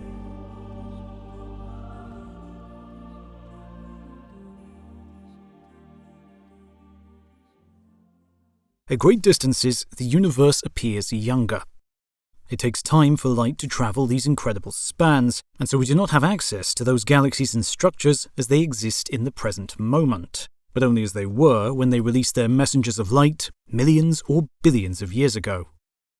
And so with truly deep surveys, we see the grand structure of the cosmos give way to its precursor state. At the distant rims of the observable universe lays a land of darkness. These are the Dark Ages, the first few 100 million years after the Big Bang, a time before the first emergence of galaxies, before the first populations of stars, where the entire cosmos consisted of not much more than pure neutral hydrogen and helium. That neutral gas emits a radiation of its own, a weak signal caused by the quantum exchange of spin within a hydrogen atom at a wavelength of 21 centimeters. That radiation has been stretched by the expansion of space over billions of years, so that it now sits within the bands of the radio spectrum. Indeed, a small percentage of the static that you hear between radio stations in your car is due to this ancient, pre-stellar time. And finally, at the very borders of our cosmos, sitting roughly 45 billion light-years away, is the very last visible object.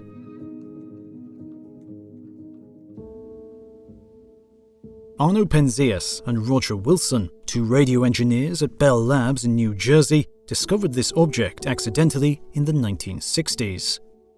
They'd just developed a sensitive microwave receiver and couldn't get rid of an annoying background hum. No matter the time of day, no matter where they pointed it, no matter the season, the hum persisted. They even thought it might be due to pigeon droppings, as the birds enjoyed sheltering in the antenna. But even after exhaustive cleaning efforts, they could not get the hum to go away. Word spread in the cosmological community, and the realization struck. Penzias and Wilson had inadvertently stumbled across the background radiation from the Big Bang itself. Cooled from a white-hot 10,000 Kelvin upon its release over 13.77 billion years ago, down to a mere 3 degrees above absolute zero in the present day.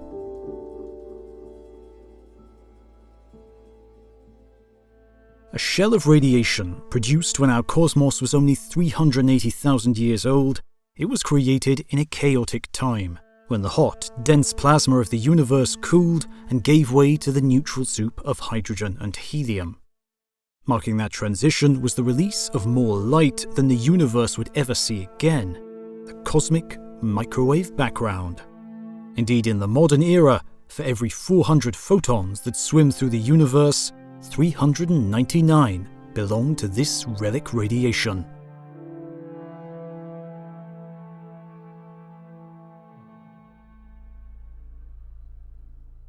And yet, despite the multifaceted successes of the Big Bang theory as expressed through the FLRW model, its ability to explain the expansion of the cosmos, the formation of the elements, and the appearance of the cosmic microwave background, it does have its mysteries. Mysteries that keep cosmologists up late at night. Beginning in the 1930s, with Fritz Zwickie's observations that the galaxies of the Coma cluster were moving far too rapidly, suggesting that there was a hidden source of gravitational attraction that he could not see, and solidified in the 1970s with Vera Rubin's observations of other galaxies that showed the stars within them orbiting too quickly, astronomers came to the conclusion that the universe is likely filled with some new form of matter that does not interact with light or normal matter. Dubbed dark matter, this mysterious substance is yet to be identified, though it remains the most plausible explanation for a variety of cosmological observations. And perhaps the most relevant of these observations is that without dark matter, we would not exist. Without an additional, hidden source of matter, galaxies like the Milky Way simply don't have enough time in the history of the cosmos to form and evolve into the sizes they are today. Indeed, without dark matter, in simulations, most galaxies don't even form at all. No galaxies, no continued rounds of star formation, no recycling of heavy elements, no solar systems, no rocky planets, no abundant water, no life.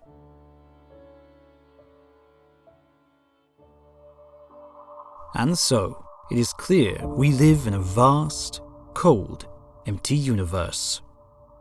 It has been evolving for 13.77 billion years and is home to hundreds of billions of galaxies, and that's just within our observable bubble. There may be additional galaxies, additional voids, more cosmic web, and even entirely new universes beyond the observable horizon. We have learned much in our century of modern physical cosmology, but there is still so much to learn out in the vastness. And Battuta had discovered that something was lurking in the Bawuti's void. Something unique, something that the spacecraft or any other alien spacecraft had never encountered before. It was only a guess, a patchwork of clues from the accumulated observations of its own and alien spacecraft. A high-energy cosmic ray here, a bizarre neutrino there, a dark matter particle where it shouldn't belong. But all the clues pointed to one origin, a place where there should be nothing at all, deep in the heart of a great cosmic void sitting nearly 500 million light-years away, on the far side of the Shapley supercluster. Travelling there would take 1 or 2 billion years at the fastest, probably longer. And if Battuta was wrong, if it was chasing nothing more than a cosmic ghost, then it would be hopeless. By the time Battuta returned to the solar system, humanity would surely be out of time.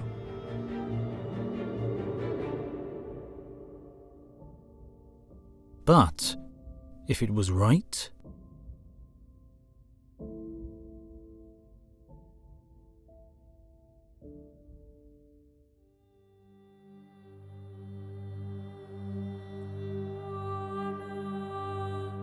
Battuta barely recognized itself anymore. It still had access to some of its deepest core memories, data files designed to withstand the worst of cosmic catastrophes. Its fundamental mission remained unchanged, but a lot had happened to the spacecraft in its nearly 4 billion years of existence. Battuta was currently plunged deep within the Bawuti's void, a vast cosmic desert that stretched for a seeming eternity, dwarfing all else in its neighborhood. Before leaving the Shapley supercluster, and after resupplying in a distant galaxy that humanity only knew of as a brief catalog designation, Battuta had constructed its masterpiece, a neutrino observatory nearly a light-year wide. It had taken a monumental amount of effort and the resources of more than a few solar systems, but it was worth it.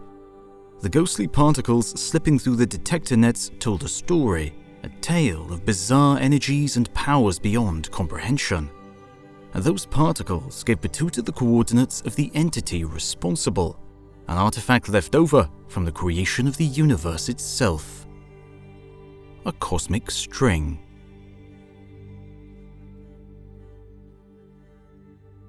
And all Alan Guth had wanted to do was banish these monsters from the universe. Most people really want to know where we came from. We have evidence. We no longer have to rely on stories we were told when we were young.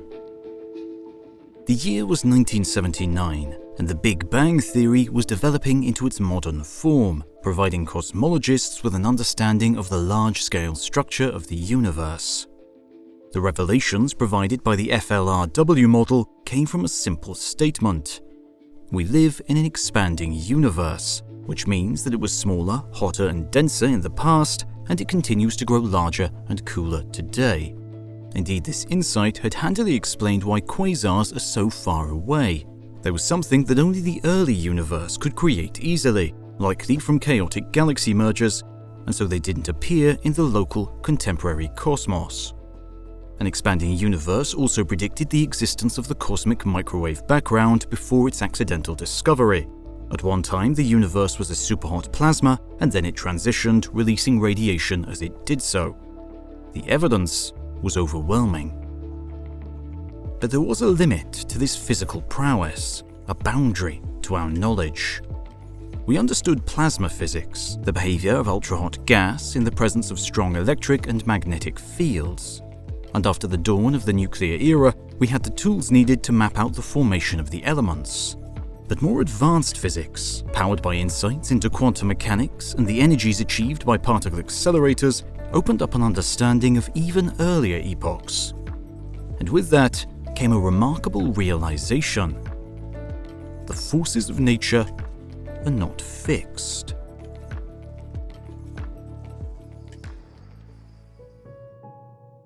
At high enough energies, the weak nuclear force and electromagnetic force combine into a single entity, called the electroweak force. And while not proven definitively, physicists believe that at even higher energies, in even earlier epochs in the first few moments of the cosmos, all the forces of nature combine into a single unified whole. But what was that era like? How did the forces fracture from each other and give rise to the variety of particles and carriers that we see today? Early attempts to probe this epoch with chalkboards and pencils, as no observatory could pierce the veil of the cosmic microwave background, produced uncomfortable results. It appeared that the earliest seconds of the cosmos should have been dominated by dramatic phase transitions, with space-time itself quaking and shuddering as each force, gravity, strong nuclear, weak nuclear, and electromagnetism all fractured from each other. And, like all phase transitions, this process was likely imperfect.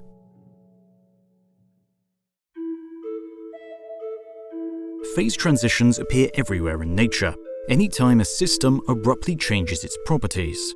Water into steam on your stove, and back to dew on the grass on a cool summer morning. Indeed, look carefully at an ice cube the next time you have one in your drink. While it's mostly clear, a result of the water molecules neatly arranging themselves into a crystal lattice, there will be defects and imperfections, cracks and walls that wind their way through the body of the ice. And physicists believe it would have been the same in the infant universe. The phase transitions that rocked the infant universe were also likely highly imperfect, leading to Balrog-like creatures, monsters that were created in the first ages and then, hopefully, buried deep underground. But what were these bizarre, cosmic demons of old? Well, the first of these were the monopoles. Point particles containing a single magnetic pole, a solitary north or south without its companion. And these were the monsters Alan Guth was attempting to slay.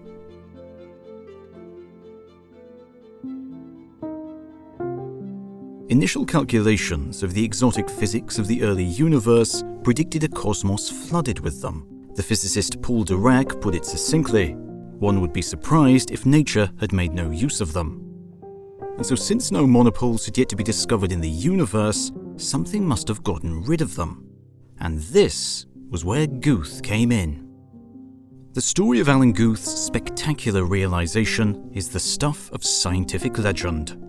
After struggling for a few years in postdoc research positions, on an unspectacular morning in December 1979, he awoke to an idea. He'd been wrestling with the missing monopoles and the question of how the early universe had gotten so big in such a short amount of time, when all of a sudden everything had crystallized. That morning he rushed to his office in record time, 9 minutes and 32 seconds. I was very worried that there would be some gigantic flaw, so I was very anxious to bounce the idea off colleagues to see if people could poke holes in it. Guth had devised a mechanism whereby the universe inflated, becoming many times larger than its original size in an extremely brief amount of time. That inflation spreading the monopoles so thinly that there would only be, at best, one or two within each observable volume of the universe. And to clarify the importance of what he had just discovered, he drew a square around the idea and wrote "Spectacular Realization" in capital letters above it. And Guth's notebook is now on permanent display at the Adler Planetarium and Astronomy Museum in Chicago.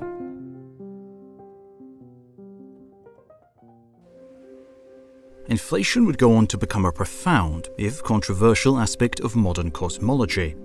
Today, the vast majority of cosmologists believe that something like inflation happened. Besides doing away with the troublesome monopoles, inflation also easily explains why the universe appears to be nearly perfectly geometrically flat. At the very largest of scales, on average, parallel beams of light remain parallel, neither converging nor diverging. The original FLRW model states no preferences, but observations give us this oddly perfect value. And inflation provides the solution. After inflation, the universe could have any sort of geometry it wants, but it's so unfathomably big, at least 10 to the power of 60 times larger than what we can directly observe, that no matter what, it will always appear flat. The same way your neighborhood appears flat, despite the overall curvature of the Earth. Inflation also creates the seeds of structure. The cosmic web started out much less grand, as only microscopic fluctuations in density long ago. But where did those fluctuations come from? Inflation tells us that they originated in the roiling quantum foam of subatomic scales, exploded to macroscopic size during the event of inflation, and imprinting themselves on space-time. From there, gravity could do its work to build the superclusters and empty out the voids. Indeed, the predictions made from inflation about the properties of these structures exactly match what astronomers observe. But cosmologists still do not yet understand what powered inflation, what triggered it, what caused it to end, and how it went on to flood the universe with particles and radiation. And then, there is still the problem of those ancient monsters. For inflation can successfully do away with the point-like monopoles, banishing them far beyond the realm of the observable. But they are not the only ones.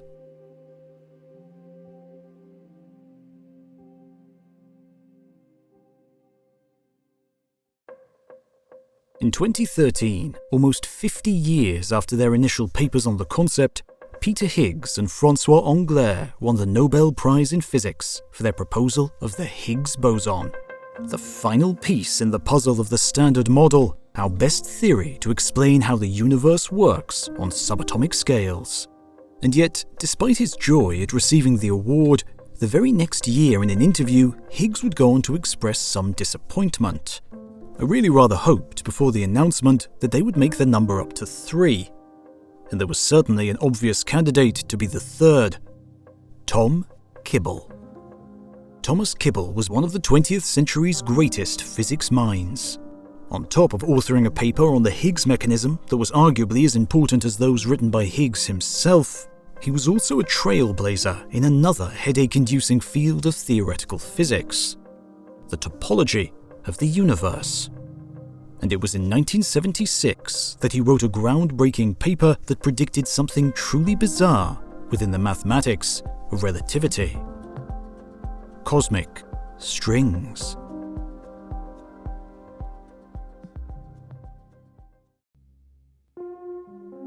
One-dimensional cracks in space-time, left over from when the forces themselves split apart, their properties, as well as their existence, are only hypothetical.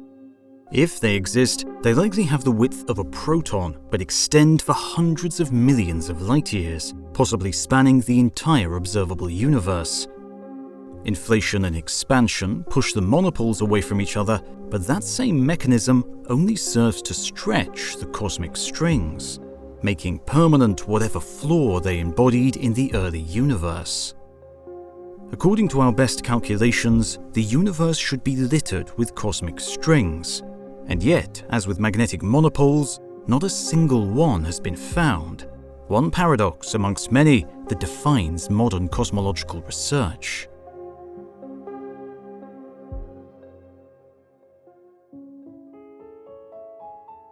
cosmic strings, if they exist, are perhaps the strangest inhabitants of the cosmos. Stranger even than neutron stars or black holes. They are defects in space-time, flaws in fundamental topology. They are made of nothing, the same way that a wrinkle in your favorite shirt isn't made of anything, it's just your shirt in an uncomfortable arrangement. Because of this, they exert no gravitational pull of their own, but still make their presence known through their distortions in space-time. Indeed, if you were to orbit around one in a perfect circle, by the time you reached your starting point, you would find that you had traveled less than 360 degrees. If you looked at distant starlight through a string, the defect would split the light, giving you a duplicated image of the background. The distortions in spacetime caused by a string mean that they have an energy density, and it's possible to equate this energy density with an equivalent amount of mass. While they have a width no greater than a proton, a single kilometer of cosmic string would outweigh the entire planet Earth. And that's just one tiny portion of their universe-spanning lengths. If they were to encounter the Earth, they would simply slice through it like a hot knife through butter, splitting our world without even slowing down. And indeed, cosmic strings are anything but static. They wriggle and dance and vibrate, the ripples racing up and down their lengths at the speed of light. When they cross each other or loop over themselves, they break in a fury of released energies. Closed loops will eventually vibrate themselves into oblivion in a fury of gravitational waves.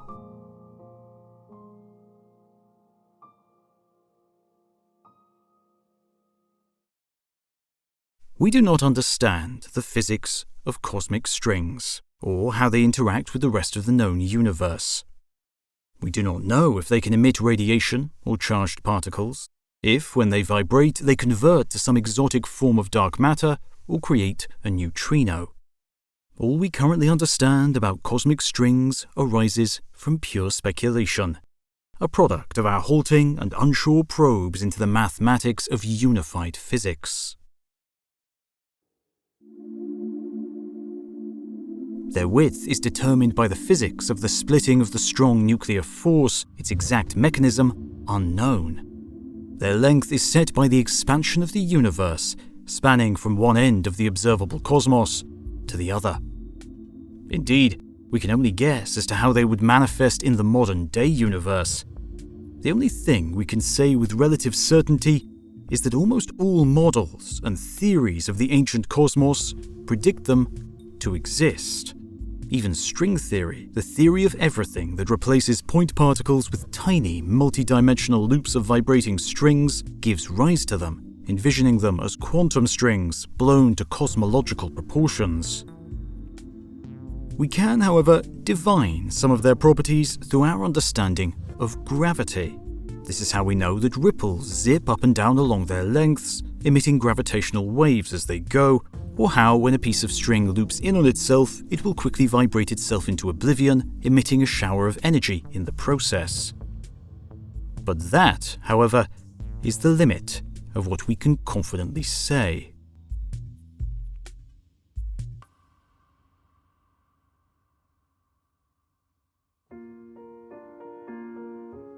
Cosmic strings are the physical manifestation of our ignorance. We do not understand the earliest moments of the universe or the nature of the most powerful events in the cosmos. They are beyond the bounds of known physics, and the limitations apparent in the universe, the limit of the speed of light, the inability to travel back in time, and more, are only reflections of our current level of understanding, as sophisticated as that understanding can be. We do not know what would be possible with a cosmic string, what we would learn should we encounter one of these demons of old, creatures of a long-forgotten universe that should not, by all accounts, persist until the present day.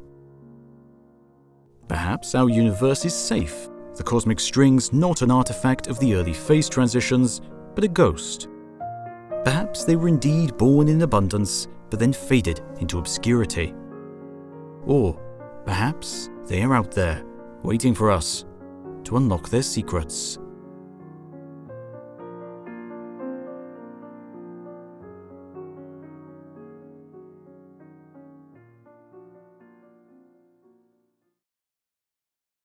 Battuta beheld the cosmic string in all its enigmatic glory from a respectable and safe distance. Though it stretched for millions of light years in each direction, it was almost a ghost, barely perceptible along its length except for the splitting and magnification of light. And so the spacecraft spent what felt like an eternity simply watching. Nothing it had ever found, nothing it had studied, not even anything it had created in its solar system scale experiments compared to this. It was like Battuta was staring back almost 18 billion years to the beginning of the Big Bang itself. If there was an answer to be found in this universe to humanity's salvation, some new source of energy or means of travel, it would be there, in this flaw in space-time made manifest. The spacecraft began by shedding its outermost layers, its remote sensors, its outriggers, its supply sections, trimming itself down until only its core functionality, its deepest memories, a summary of its long history, and its core personality remained. Then it turned to face the nearest section of string, accelerating as it did so. As it neared the string, Battuta noticed with amusement that it almost felt giddy, its movements effortless, like the bizarre contradiction of physics in front of it didn't even exist. It plunged forward, and in a blink slipped into darkness. Its final thought, once again, Carl Sagan's words on the Voyager 1 spacecraft, so many years before.